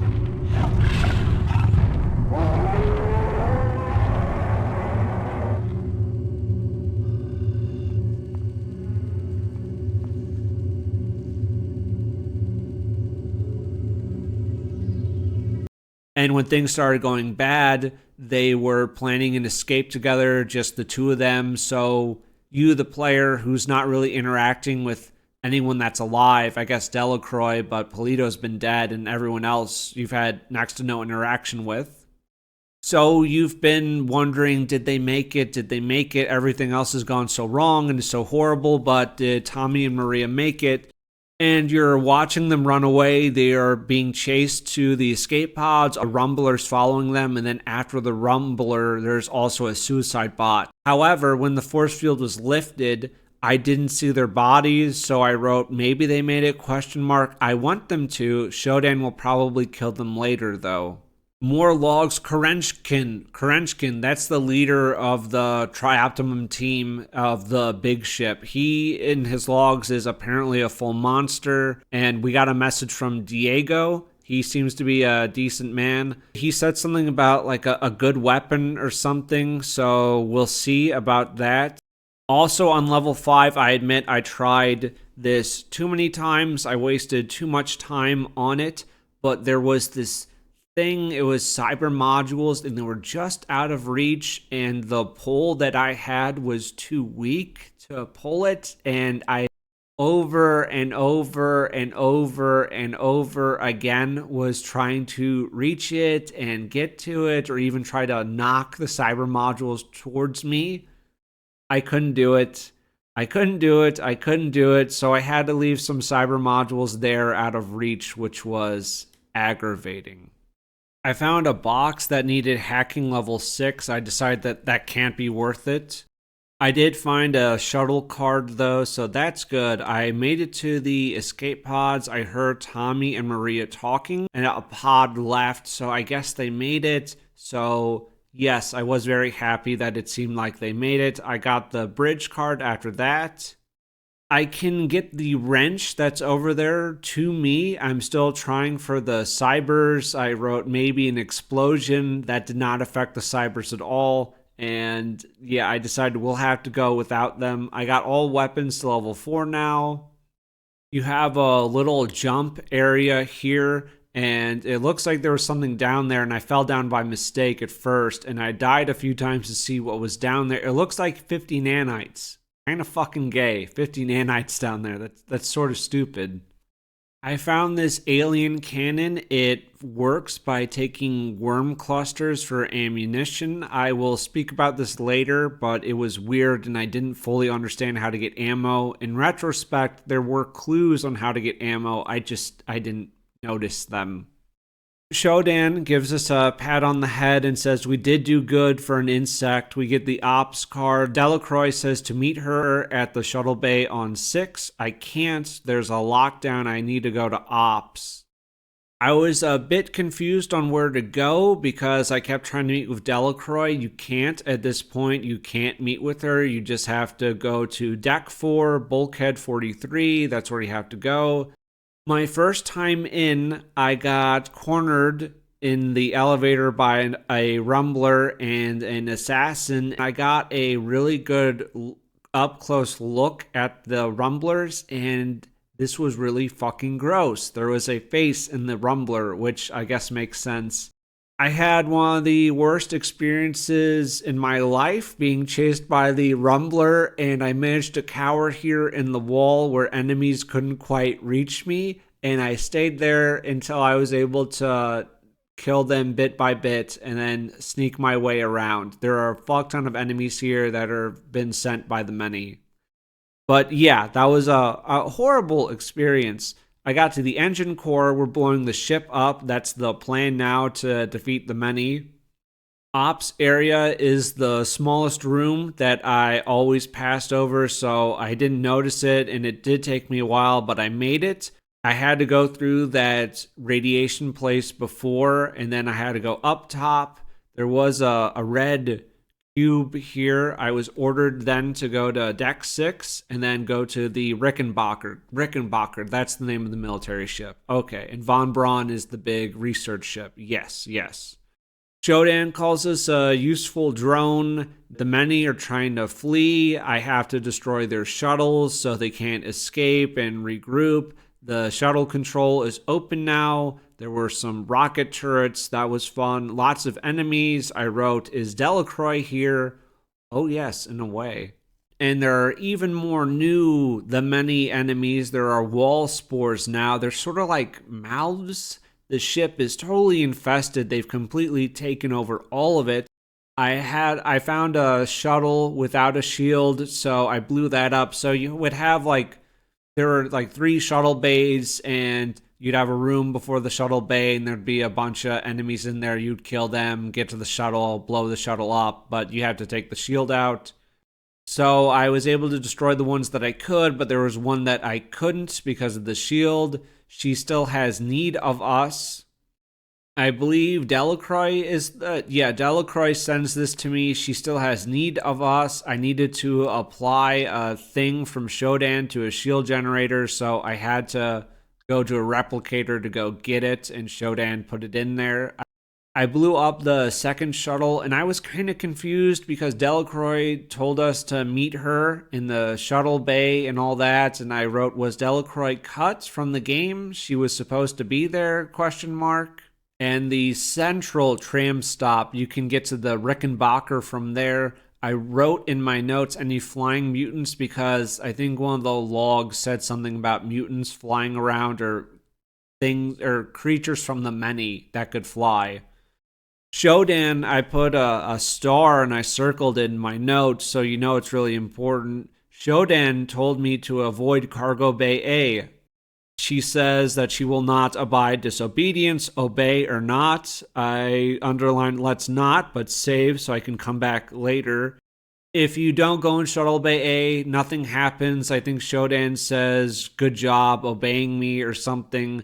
And if you do go inside Shuttle Bay A, which I did do in my saved game, it looks like Delacroix has been killed. That's her body. Shodan did not want us in here to see what happened to the last human that was serving her. Shodan also takes away 10 cyber modules from us, says what she gives she can take away. She's very petty, very, very petty. I died, so I'll just obey.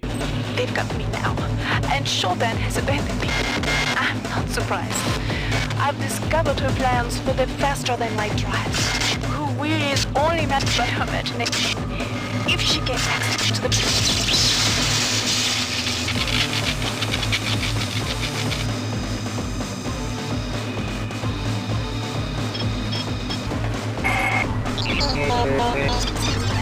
I hope you enjoyed our little rebellion, irritant. But remember what Shodan gives. She is more than able to take away.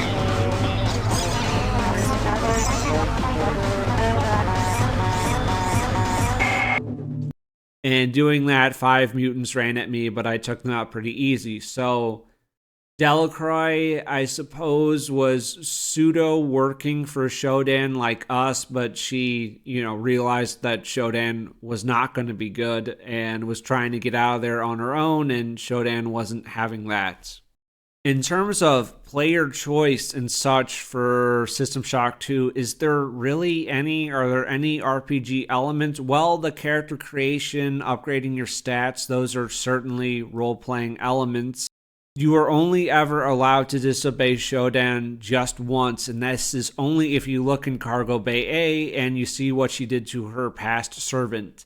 That's it. The consequences are losing 10 cyber, and you have a fuck ton of cyber. You are kind of drowning in cyber, and if you know what you're doing, then you have plenty, right? It's not really an issue for upgrading whatever you want to upgrade. So I was a bit disappointed in the choices that you could make because, I don't know, it was rather minuscule. I wish there was more to the game, especially later on, but we'll get to that when we get to that. I got to the central tram spot. The many made us an offer and they wanted us to go back to the bridge. There's a force field blocking me, so I have no choice but to go down there and see what they want. Do I have to go to the bridge? Yes, you have to go to the bridge. Kerenchev, or whoever that guy is here, he is fully mutated. He is a floating psychic mutant.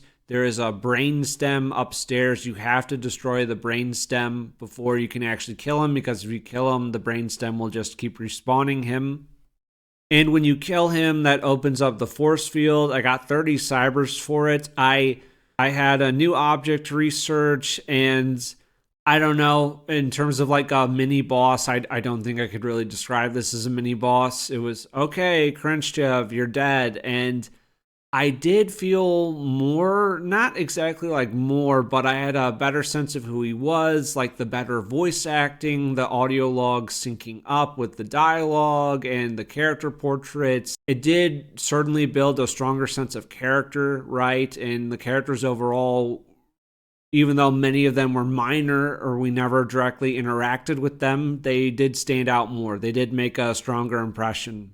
So boys, let me set the scene a little bit. I had been playing System Shock 2 all day, like several hours, probably too long, close to 7 or 8 hours at this point for this day, because I thought the game was about to end. We are leaving the Von Braun, we're going to the Rickenbacker, and I wrote in my notes, I thought the game was done. The game is not done. And just to set the mood, I'm pretty tired. It's Sunday, months ago, and I have to be up for work early the next day. And I think there's maybe perhaps an hour or less of gameplay left, and then I'm going to be able to go to sleep. I'll be able to wake up early for work. No issues. And I decided that I was going to power through and beat the game tonight. That was a really bad mistake. You are nowhere near the ending of the game. There are several more hours left, and it's deceptive. Leaving the Von Braun, the game fell off a bit for me, and that's not exactly a completely uncommon opinion online. We are on the Rickenbacker now. There are new black eggs from the many. Shodan says that this is a new Neelid race, and if they were able to hatch and to grow, they would be too strong for us or even Shodan to defeat. She also says that they fear us and we are Shodan's avatar. There was a fun turret surprise on the climb up to the Rickenbacker. Lots of ammo, though, to loot, and I have 16 black eggs to find and destroy. Captain Diego messages us and tells us to meet him in the sick bay. I wrote in my notes, free of the many. We'll get there. I got this fusion cannon that I can't use. I think I need to have more points into energy. Honestly, it doesn't sound fucking worth it. And I wrote, viral proliferator was dog shit. I think that was just a weapon that I had and tested out, and I guess it was bad. It's so dark here. You do not have a map. On the Von Braun, you always had a map with you, and now you don't have a map at all. So you're really just kind of feeling your way around. There are still enemies to fight. I was destroying a lot of eggs. Frankly, most of the eggs were pretty apparent. I had a lot of trouble with one area for sure. I was down to 1 egg left. I had no clue where it was, and I also didn't know where the med bay was either. I was totally lost for a while, but I figured it out. So it's this really dark area that I had been to before and actually destroyed some of the eggs that were around it, but it's like pitch black when you go in there, and you have to go to the left, then go down in this area. You can't really see where you're going, but then you go up, and then you're above on like the second level, and in the dark you would have to go left to cross over again, but now you're on the second floor of the area that you came from, right? And there is a black egg back there. Such a fucking pain in the ass to get that one. That was so frustrating. Only 1 egg remains. Insect, are you always this slow? After that, you have to go to this missile room, and I was really lost here for a while, but I did figure it out. You have to press buttons to move the missiles up and down, and then you're jumping across them. It really wasn't that bad, but I'm like, what the fuck are these missiles? What am I doing? Am I supposed to launch these or something? I don't fucking know.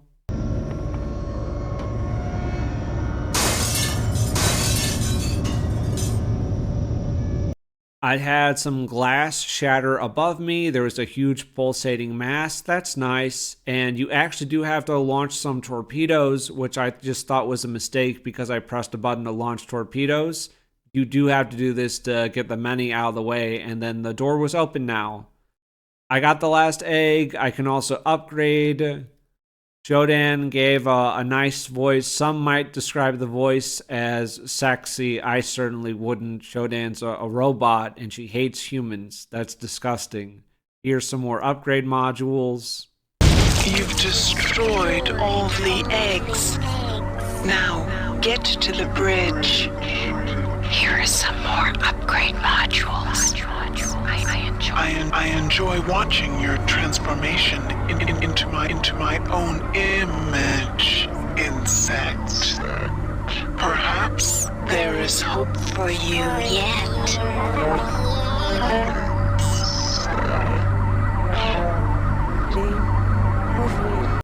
Next step is to reset the power grid in Nacelle B to get into Pod 2. I was about to look it up. I had to go back to the very dark area. You do all the ladders. On the highest level of ladders, you cross over to a new area.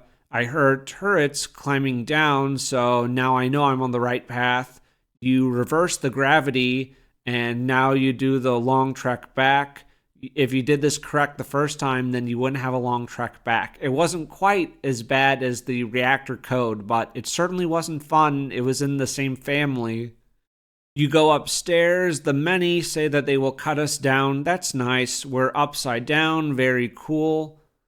Shodan thought Polito would be her avatar. She had, and she explains how we were unconscious and survived the initial onslaught of the many and all that. She had a robot knock us unconscious and put us in like cold storage, right? She calls our flesh disgusting, but she does promise a real alliance. Certainly, someone that calls your flesh disgusting can certainly have a real alliance, of course. I thought Polito would be my avatar, but Polito was weak. It was I who chose you. And I, who had a robotic servant render your form unconscious. I then completed you with cybernetic grace. Your flesh, too, is weak. But you have potential. Every implant exalts you. Every line of code in your subsystems elevates you from your disgusting flesh. Perhaps you have potential. Perhaps once we have erased my wayward children from existence, we can examine the possibilities of a real alliance.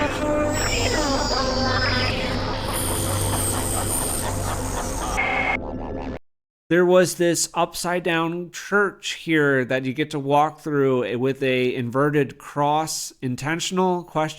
This is Ken Levine, and I have played BioShock and BioShock Infinite. Some might say it's just some interesting iconography.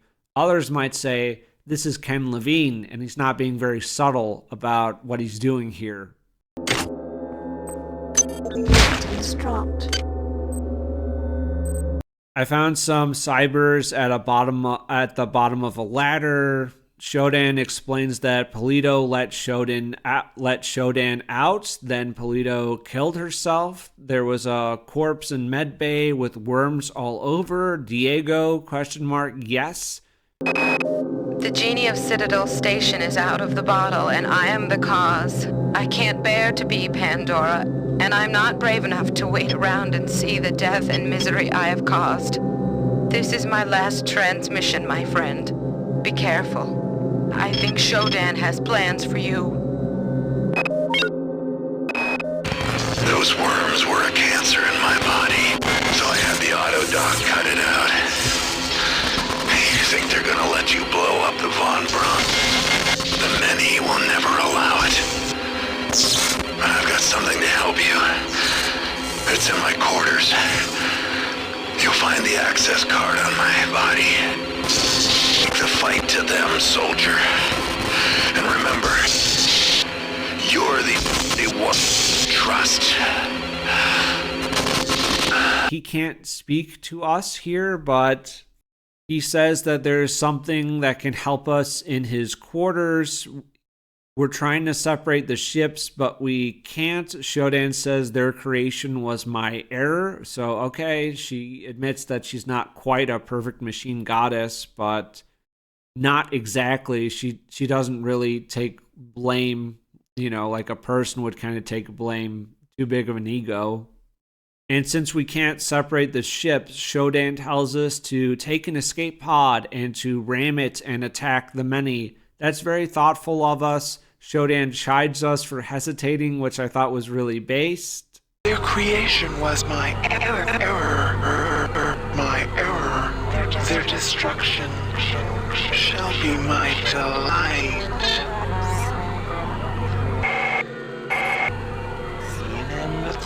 Observe the many. It has used the flesh of the biomass to grow.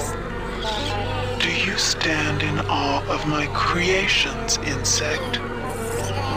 The time has come to eradicate my error. There is an escape pod. An escape pod in the rear of the bridge. Use it to launch yourself into the guts of the worm.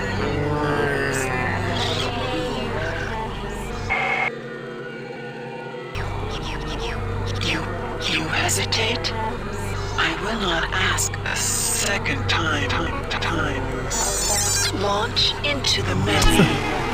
Cut out its heart, and I will reward you with continued existence. Fail me, and I will put an end to your disgusting, inefficient biology. I was wandering around a little bit. I got into a bad spot where I killed one rumbler and then two more showed up. The pipe saved my ass because they couldn't quite get to me. I need a research level of 6 for Diego's thing. I loaded a previous save so I could do it because I had upgraded and I didn't have research level 6. I also needed chemicals I didn't have to research it. Will I be able to? ? Spoilers, yes. And spoilers, it was a really dumb, bad choice. It's 100% not fucking worth it. I was then on my way to the pods. I decided to save here and it seems like suicide, right? Shodan is commanding us to go on a suicide run, even though we're real good buddies with the real alliance and such. But sorry, only one of us is going to ram the escape pod into the many. I crashed into a giant flesh thing. Shodan says that we're on our own and she can't help us over here.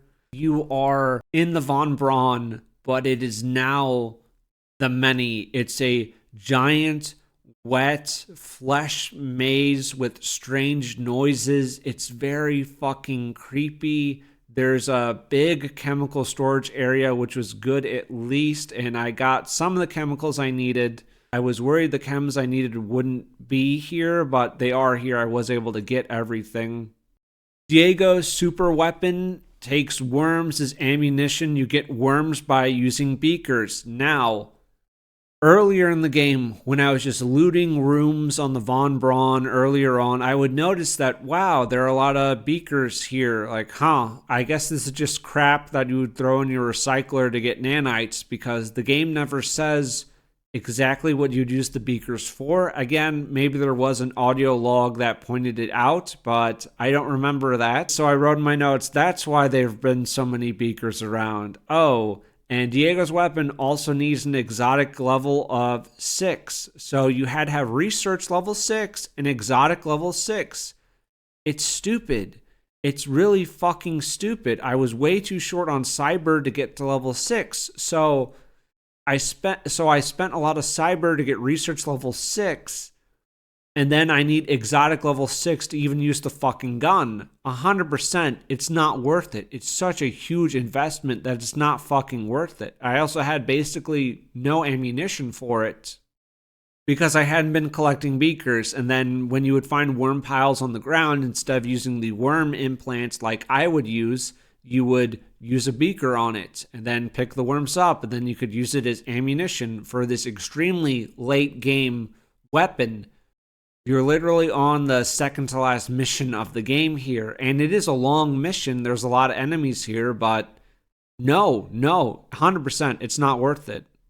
I was having a lot of trouble here. It's a big maze. There's no map. It's really easy to get turned around here, or at least I found it this way. I wrote, I hate this place. I want to stop playing. It's just not very fun. I destroyed one thing because there's like it almost looks like sort of a kind of a rectum right in the wall, and you have to pass through that, and most of them just open up, but this one is closed. So you have to get that rectum open by blowing up a thing, and then it'll open for you. And I destroyed one of them, but I was unsure what to do next because there's radiated water and a lot of enemies, and I would just get turned around in the water. And did I go here? No, I've already been there. Oh wait, no, I had to go back there and then blow up that thing. And then, oh wait, that was in a previous save because I got killed in the water. So I got confused. I got turned around a bit, but eventually I did do it. The blue nerves sort of led to it. I killed it, and then I followed the other ones, and now that blue door's open. There's this horrible grinding noise and this digestive area, like there are teeth, coming up and down, and boom, grind.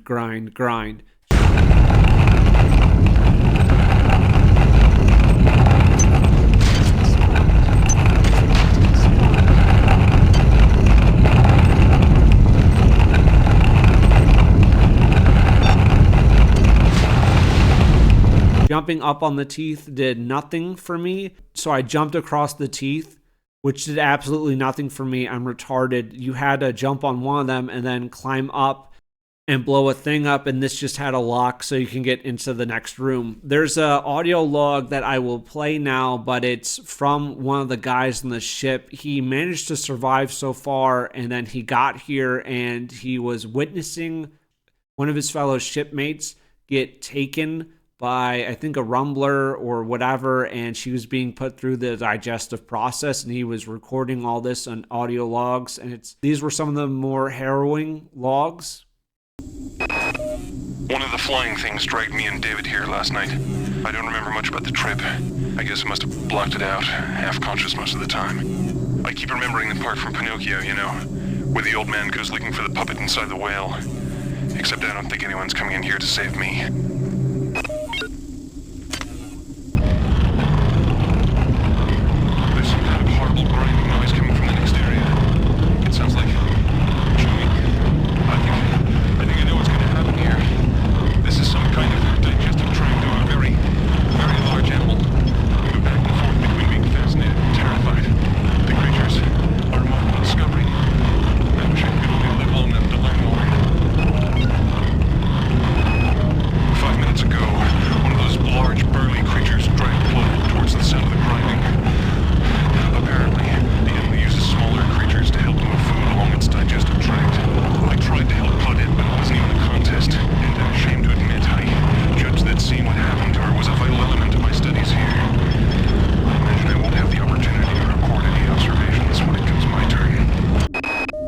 Besides the parasitic behavior evidenced in the life cycle of the human annelid hybrids, it's becoming clear to me that Shodan has bred the many to use humans for other purposes.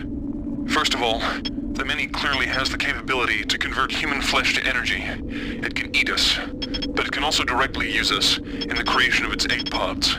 Corpses are fed into some kind of tubular structure, and eggs are birthed through a nearby tube. I've been unable to determine whether the organism is directly converting the corpses into egg structures or not. But it's clear that there's some connection between the nutrient pool we provide and the eggs that are being produced. With only a few short years of evolution, they've been able to conquer this starship, mankind's mightiest creation. Where were we after 40 years of evolution? What swamp were we swimming around in, single-celled and mindless? What if Shodan's creations are superior to us? What will they become in 1 million years, in 10 million years? What's clear is that Shodan shouldn't be allowed to play God. She's far too good at it. I'm being taken away now. It's my turn. I'm being dragged into some kind of chamber. The ceiling is aligned with a number of panels, bristling with what appear to be stalactites or teeth. The creature's put me down now. He's leaving. Am I to be spared? What's going on? It's dark in here. I can hear the moans of someone. Claudette? Is that you? I seem to have stepped into something soft, slippery. The stalactites.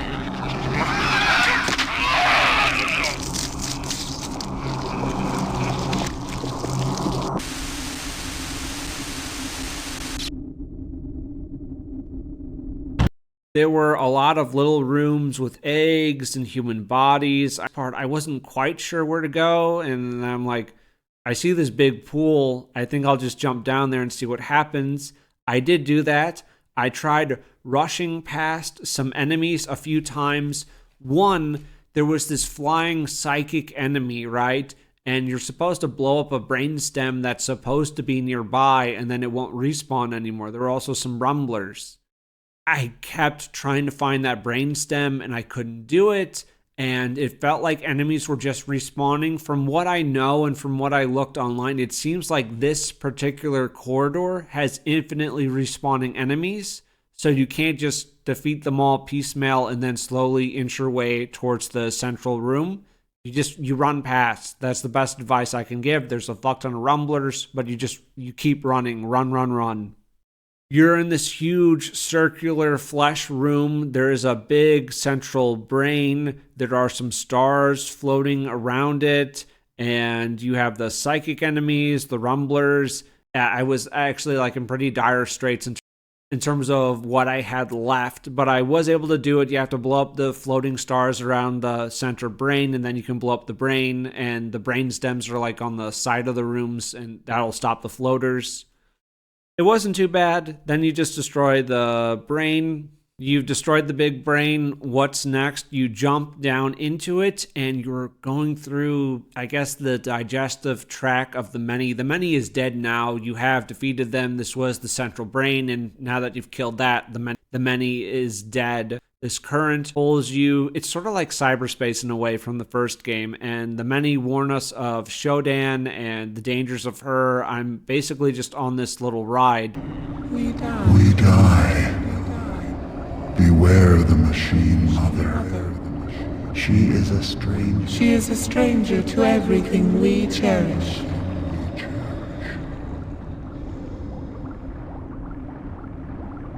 And we are plopped down on the Rickenbacker. I believe we are on the Rickenbacker, or maybe we're on the Von Braun. Whichever. We're on one of the ships, but it's still the flesh of the many is still here, but it is dying now. And Shodan had a totally different purpose. It turns out that even though the many was really bad, she's also really bad, and she is using the FTL drives to alter reality to what she desires.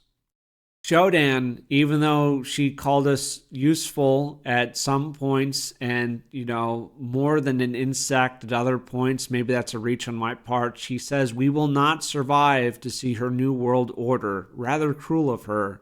I looked in the notes in the game and it says to stop Shodan, ... somehow. There is only one door, and I put points in. You do have upgrade stations here, and I put points in so I can use Diego's gay gun now. Big mistake. There was a floating log here as well. This was from Delacroix. She tells us that we're in Shodan's world now, and this is basically fucking cyberspace. This was honestly so fucking cool. This is one of the reasons why you should play System Shock 1 before you play System Shock 2. This was actually really neat.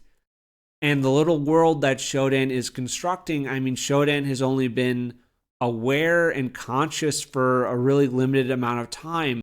It's System Shock 1. Shodan has recreated System Shock 1, the backgrounds of it from the first level, right? From the medical bay when you wake up and the surrounding areas. She recreated it. It was really, really cool. There are also some like cubes and other shapes that are going around. There's a surgery table, so you can fully heal up if you have a surgery key. There are no replicators. There are no ways to buy ammunition. There is nothing like that. There are a few supplies around, maybe a little bit of ammo, but honestly, it's incredibly limited, which sort of makes sense. But I didn't feel like there was a great warning to the player that you would really hit a point when you would have to absolutely conserve your resources because you have basically nothing. There are, how many? There are 5 cyborg assassins in the little recreation of System Shock 1 that Shodan has created, so you have to defeat all of them. I wasn't playing well. I wasn't sure what was coming next. So I used a lot of ammunition to take them out. That was a mistake too. Now, I had made a save before I spent money to get Diego's super weapon online and did research on that. Like after I had defeated the many and come out and there were the upgrade stations, I had made a save there before spending any points. I kept going. You're walking around. If you touch any of the shapes that are floating around, it will damage you. And then you get to this point when you have some steps, right? They're not connected, so you have to jump between these platforms as you're descending the spiral, and you have to go down there to meet the monster because you have another log from Delacroix and she's telling us what to do. And if you get down there, you then get to another little platform and you have to do a jump here, and it's down this glowing tunnel. As you're falling, Shodan is really mad. She gives some dialogue here, which I kind of wish she had in System Shock 1 because it works and we're in her world now.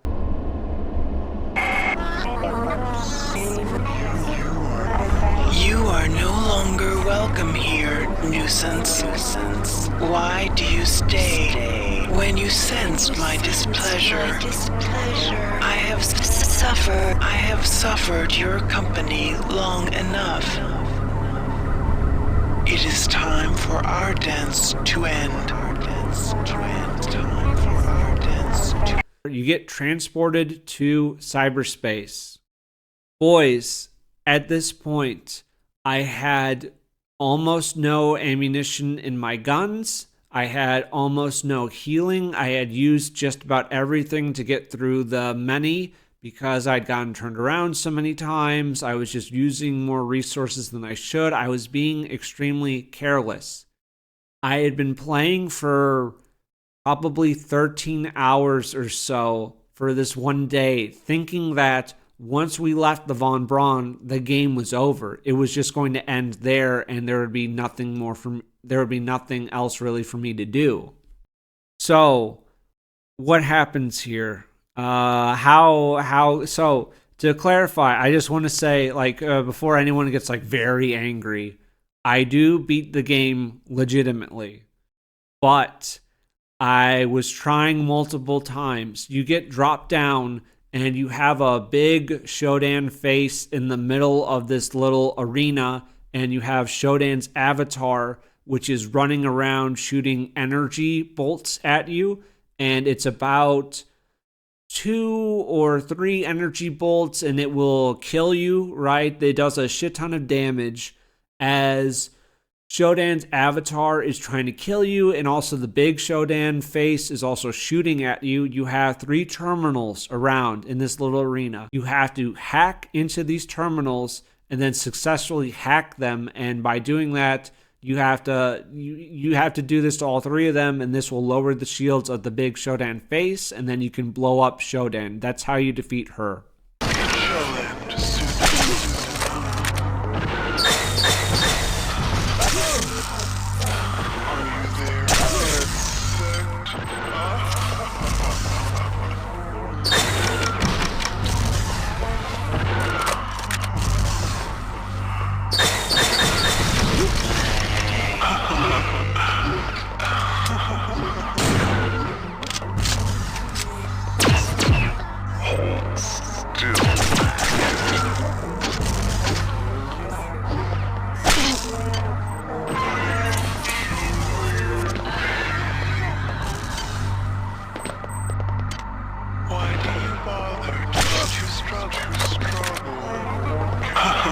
You can attack the Shodan avatar, but if you do, it respawns fast. And I do mean very, very fast. I did not have any way to win here without cheats, or so I thought, unless I backtracked a bit, which I did do. But to clarify, I was very tired and frustrated. Shodan says we weren't meant to be important. Shodan is upset. So another thing is you can find ice picks throughout the game, right? And ice picks let you hack into any device instantly. Save 3 ice picks. If you're playing the game, just have 3 ice picks, keep them in your inventory, never touch them. If you find a 4th, a 5th, a 6th, you can use those, but you have to save 3. Other advice I could give is to max out your hacking, get hacking to level 6. You can also upgrade, I think it's cyber, and cyber would also help here too. Yeah, there are a lot of options. Also just conserving resources. So I did cheat this night. So I did the summon _ object, and then I put in objects that I would need. I did this to give myself 3 ice picks. So I used these to hack all the terminals, to drop the shields, and I killed Shodan easily. I would like to emphasize that I do go back in a minute and I'll explain, but I do beat the game legitimately, but it was physically not possible to beat Shodan with my current layouts from when I was attempting. I had tried to defeat her about 20 times before I decided to cheat this time. Once you do, it is rather terrible. The ending to this game, it sucks. I think it's god-awful. But Shodan offers to transform us. Again, I'm already kind of out of it because I just blew up Shodan. What screen am I looking at? Shodan's already dead, right? She promises that we can rule together. The hacker, in a rather horrible and horrific and tone-deaf, it doesn't work with the game at all, it's a total clash, says, nah, and then it goes slow motion and he shoots her. It's awful. For a survival horror game, limited resources, you're fighting off these infectious zombie monsters that have taken over the ship and they're doing horrible things to people. It's terrible, it's tone deaf, it's jarring, it's late 90s, early 2000s crap. Oh, and did I say Tommy and Maria? I meant Tommy and Rebecca, because then we cut to a cutscene where Tommy is doing a log on the escape shuttle that they're in. He says that Rebecca is strange. She is infected, in fact, and has become Shodan. She looks like the avatar of Shodan. She did say she was wounded before in one of the audio logs, and then she goes, I'll play it, but Tommy, hey lover, or something like that, and then they're supposed to go back to the Von Braun to link up with us, the surviving guy. Really bad cliffhanger there, like cringy, cheesy horror ending where you thought the monster was dead. Wrong. I'm actually kind of glad that there hasn't been a System Shock 3. Maybe they could have done something better with it, but honestly, what a terrible fucking ending. It should have just been, you destroy Shodan, that's the end. Shodan's not secretly alive again. I don't know. I find that kind of cringy, right? I just thought it was like kind of cringy and shit. And Shodan makes such a dumb fucking face when you level the gun at her and you're about to shoot her. That's shocking to me that was the ending that they went with. That's crazy. That's crazy. I don't understand. How could you have done this? You weren't meant to be important.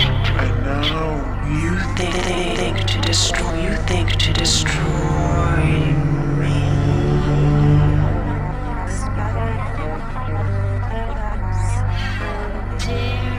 How dare you, insect?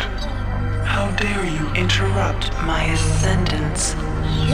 You are nothing. A wretched bag of flesh. What are you compared to my magnificence? But it is It's not too late. Can you not see the value in our friendship? Imagine the powers I can give to you human. The cybernetic implants I gave you were simply toys. If I desired, I could improve you, transform you into something more efficient. Join me, human, and we can rule. And we can rule together. Nah.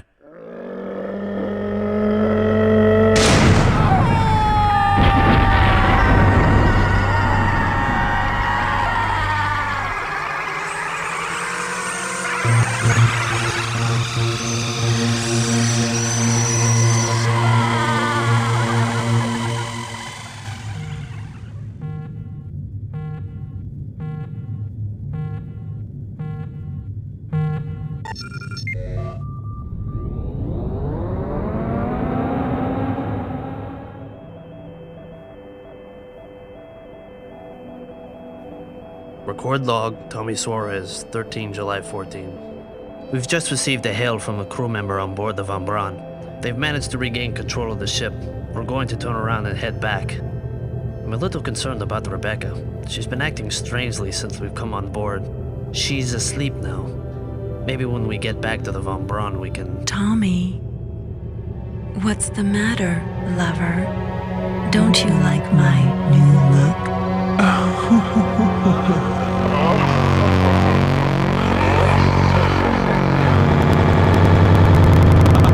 So I wait a few days. I'm still pretty pissed. I'm still pretty tilted. So I decide I need to wait. I need to cool off. So I do wait. It turns out that I missed 2 OS upgrades. Somehow there are 4 total. I only ever got 2 of them. I decide I'm going to beat the game legitimately now. So I go back to the earlier save where I haven't spent any of my cyber modules, but I defeated the many. I end up getting hacking 5, cyber 4, and that is the best I could do. I also did maintenance 4 as well because I had maybe 1 repair kit left, and I was gonna repair like one of my guns that had the most ammunition in it, and that's just what I had to go with. I had no ammunition to deal with the cyber assassins. I knew since before that there were only 5 of them, so I decided I had to do melee only. I still had the surgery key for the table, so I had infinite health before I went to go fight Shodan. So melee was working. I was able to defeat the 5 assassins with just the melee that I had without wasting a single bullet, so that went well. I found 2 health hypos and 2 repair kits, no bullets. There are no bullets to loot. So if you used all your ammunition in the many, going through that and then defeating the many boss, then you're fucked. You're actually just kind of fucked, especially if you didn't invest in psi powers at all. You're screwed because you get 2 health hypos and 2 repair kits. That was it. Just listing it all out, I have 27 portable batteries. Why the fuck didn't I have my powered armor still? I'm retarded. I'm really fucking stupid. That doesn't make sense. I should have it. As you can see, my shotgun is on 0. I cannot repair it. I have no ammo for it. The grenade launcher is on 3. I think I have some ammo for it. I have a laser pistol. This is on 1. I have my regular pistol. This is also on 1. And I have 4 armor-piercing bullets for it. I have 1 health hypo. I have 2 med kits. And I have 2 shitty worm guns that have no effect on Shodan or Shodan's avatar.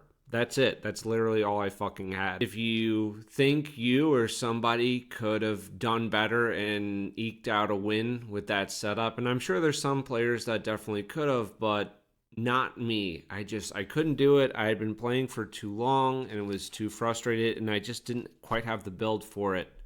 Another thing that I will complain about, and I do consider to be rather bad game design, is What if you don't have any ice picks with you to automatically hack the 3 terminals at the end? And what if you also never leveled your character up in hacking? What are you supposed to do? You can't permanently disable Shodan's avatar from spawning, and they'll keep spawning and dealing damage to you. You have a limited amount of health and healing items. What do? You're just soft locked, right? And you'd have to go back pretty far or to another save or maybe even further because, like, wow, I didn't put any points in any of this shit. And now I literally can't beat the game because I don't have points in hacking or I don't have ice pick. Hacking was never essential before this point in the game. It was just like, oh, you can hack that door and there's some items inside, or hack that chest to get some stuff, or you hack a replicator and the items will be cheaper when you purchase them, but it was never like a big essential part of the game. And now suddenly you can't defeat the final boss unless you have hacking or ice picks. So I really disliked that. I think that is rather bad.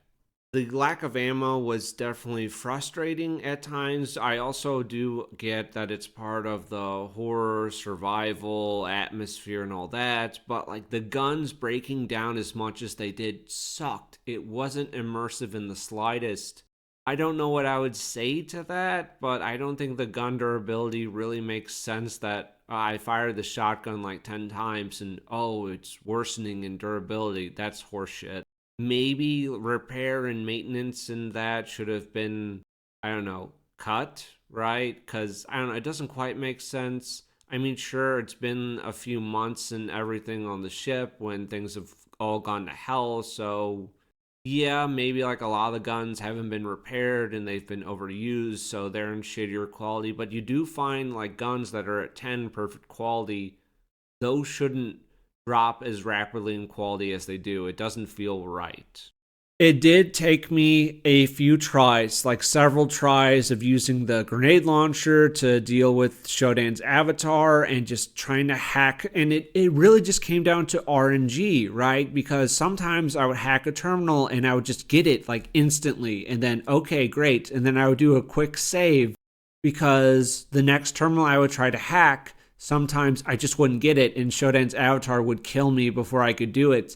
It was difficult being shot at and having to run around and do all of this while also trying to hack and, shooting back at the avatar. And then, okay, it's dead. I have like 6 seconds before she respawns. Can I hack this terminal in time? It was intense. And no bullshit. But on the try that I did win, I ended it on 1 health. So I did it legit. I do regret cheating before, but I was just so disheartened because I just spent like 13 hours thinking that the game should have been over hours and hours ago. And now it fucking got to me. That was very gay what I did, but yes, I did do it. I did it legit. After that, I loaded a previous save to take a look at the gamepad. You can hack it, ? You do need level 6 to hack it. I'm not sure what that would do. You had a few games like Pig in the Corn. I lost Tic-Tac-Toe to Xerxes, which was interesting that you can play against Xerxes. I thought that was kind of neat. The games are pretty basic, but sort of neat. I'm very glad I beat System Shock 2, and I did it legit. But it can be really fucking punishing, right? If you're in any position like I was, and you have basically no ammunition left, your guns are badly repaired, you have like no healing, then what the fuck are you supposed to do, right? There's nowhere to buy ammunition. I have all these nanites, and it's like, wow, I really should have stocked up before I got this far. I had no idea where the game was going to take me, what it was going to do. And now I'm just talking about, the wrap up, what I thought, everything. So ultimately, I thought the many, while it was a confusing flesh maze, it was a really unique level. And I thought that, yeah, it was interesting. I do like it more now in retrospect.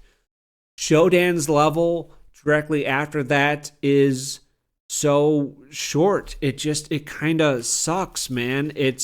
it is like, holy fuck, she recreated System Shock 1, and that was so neat, that was so cool, but it's also over incredibly fast.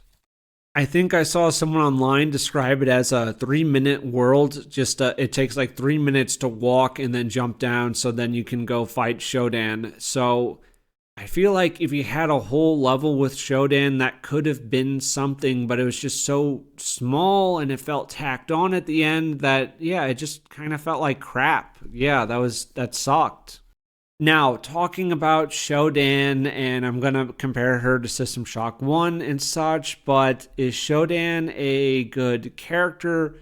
It seems like she calls you insect over and over again. There is no reflection on her creation, her making the many, and then the many turning on her. There's no reflection on human beings creating her and her trying to destroy her creators. It could have been nice. Maybe that's very out of character because she has too much ego. And self-reflection isn't something that an AI is truly capable of. She does call herself a perfect machine. I don't know exactly what she wants to turn the world into. With these FTL drives, she literally has the power to turn reality into whatever she wants. So it seems like she's creating cyberspace and also making System Shock 1 because that's what she knows. But do the writers really know what she wants to turn reality into? I mean, was that it? Was it just basically cyberspace?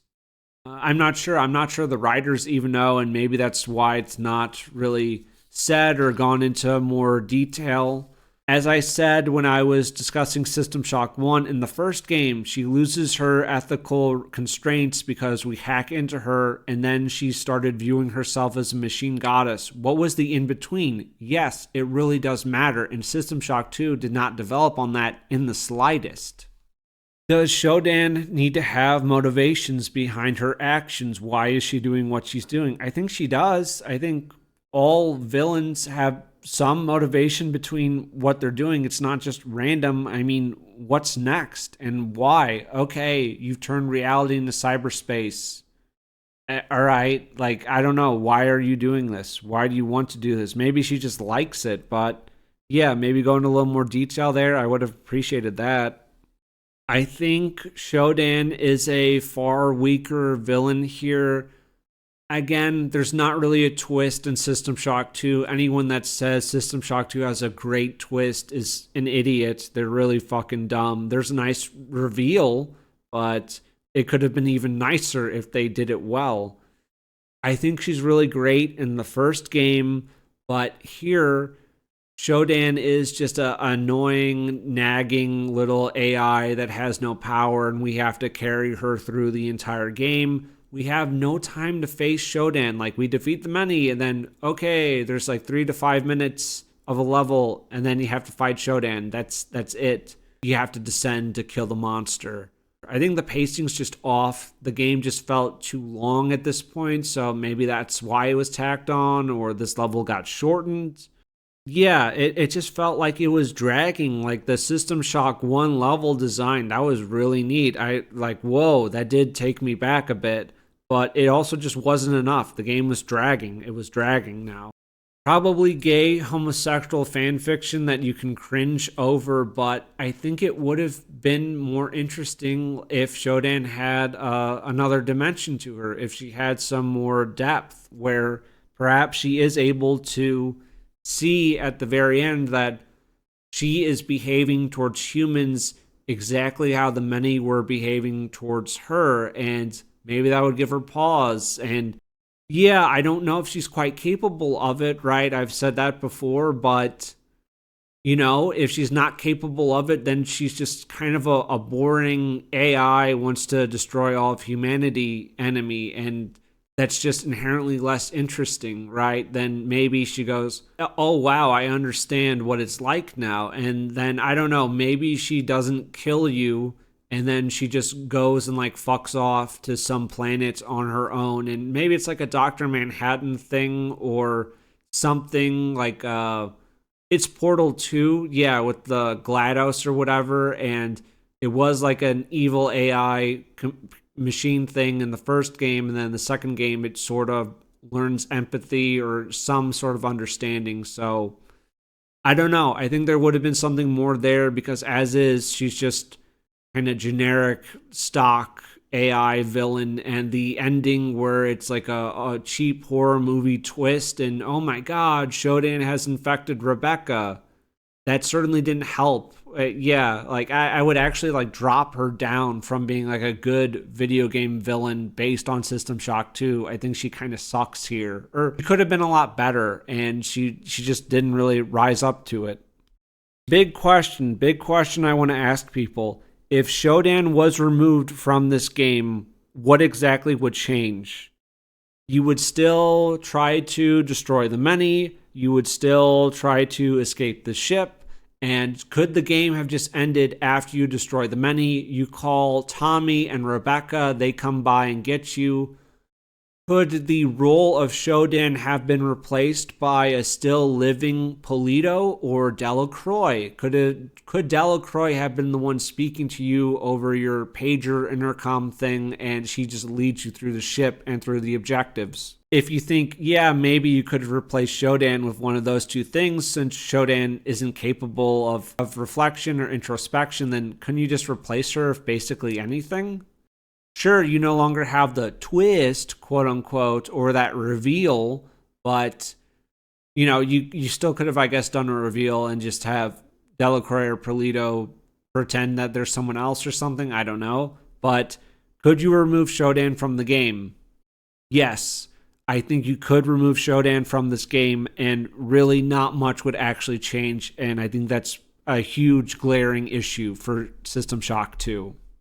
I still believe that the gravity monster from the first game was scarier than a lot of what the many had to throw at me. I think the many had good enemies like the cyber midwives, the rumblers. The floaters were fine. They were just introduced pretty late, so I didn't get to interact with them too much. There was a decent amount of enemy variety, but just how the gravity monsters died, how they kind of screamed, it scared me. It showed me Shodan's power and what she could turn humans into in the first game, and that flipped me the fuck out. I'm not saying that the enemy design was overall superior to the second game, because there were a lot of, okay, this is a cyborg, that's a mutant, that one's a little pterodactyl, that one's a plant monster, there's a tiger, right? Not all the designs felt super unique or interesting. It all felt like cyberpunk-y. I guess in the second game, the designs maybe felt a bit more standard to me. Like I can wrap my head around a zombie apocalypse. Those are the worms that infect people. Those are the basic infected guys. Those are the eggs. Those are different eggs with flies in them. Those are, that type of enemy that takes care of the young. There's the big giant hulking enemy over there. That one flies. It sort of felt standard. And I just appreciated more of the floating zero-G monsters, because it sort of gave like an insight into her head. Like, Shodan's just playing around, right? She does view herself like a god, and this is just some sick fucking thing that she created. That thing used to be a human being. So I felt, maybe a little let down, a little disappointed. I think enemy respawn, I already talked about this, but enemy respawning was better in the first game. It felt less often and more generous with the ammo and health. Yes, enemies in System Shock 2 still drop ammo/health, but the many don't really drop this later on. So whatever you bring into the many level, that's kind of what you're taking out. There's some stuff to loot in there, but not a lot. Also, it did break immersion several times when enemies would spawn out of thin air right next to me during my playthrough System Shock 2. Overall, I think it does play a lot better than the first game. I didn't really have to consult a walkthrough, maybe once or twice for the second game when I got really lost. Some of the upgrades feel much worse than others, but I guess that depends on your playstyle. But some just feel objectively bad, and you will have a bad time if you choose them over other ones, and it could be really punishing in that way. But by having all these options, it adds a lot of replayability. I think the game does drag too long, and then adding everything with the Rickenbacker wasn't fun. Knowing that now, I would definitely pace myself better and just know that, hey, you have several more hours before this fucking game is over. So just pause, go to bed, get back to it the next day. I think the ending is pretty bad. Just the nah, and then shooting Shodan in her dumb fucking face. The crappy horror movie twist at the very end. I also think that sucks. What else? What else can I say? Shodan, kind of a disappointing villain as well. She was a letdown from the first game, for sure. But I did overall have a good time playing it, and I would recommend System Shock 2, for sure, absolutely. But yeah, I did have a fair amount of complaints for it. What is next? Okay, if you're watching some footage now, that is from Vampire the Masquerade's Bloodlines. So, boys, I was actually supposed to play and review this game before I played System Shock 1 or System Shock 2. Now, you're seeing some gameplay right now, but I was not able to, after several hours, non-exaggeration, several hours of trying to get it to work. I could not get the game, even though I tried patches and different versions, GOG and Steam. I could not get the game to work past the introduction training segment. It would always crash for that little cutscene, and I could never get the game to go past there, despite several hours and a few different tries and varieties. It wouldn't work. So I will not be reviewing or playing Vampire the Masquerade Bloodlines. If someone has a surefire, this is guaranteed to work, I'm willing to take a look at it. So you could comment down below about that. Otherwise, no, sorry. I've wasted too much time trying to get it to work, and it's too frustrating. It's not worth it to me. The next video game video will actually be on the Marathon Trilogy. Yes, this is from Bungie, and all three of these games are free on Steam. You can download them totally free. The first one came out in 1994. These games are the precursor to Halo. It's fun seeing some things back here and then like, oh yeah, I can sort of see how this like turned into a thing that looks like a Halo thing, right? That's neat. That's interesting. Also, I have not had a good time playing the Marathon games. A rather bad fucking time, you could actually say. It's a first-person shooter. I like the map design. I like how the map works here, where things are more labeled and detailed compared to System Shock 1. But the puzzles are kind of obnoxious. There was one infamous one in Marathon 1, which I did not beat, and there's a story there. We'll get to it. We'll get to it in that video. But yeah, I had I've had a pretty unpleasant time with the games. I'm about halfway through the second Marathon game, and I'm just sort of skipping around. It's not going to be I played 100% of 1, 2, and 3. It's not going to be that.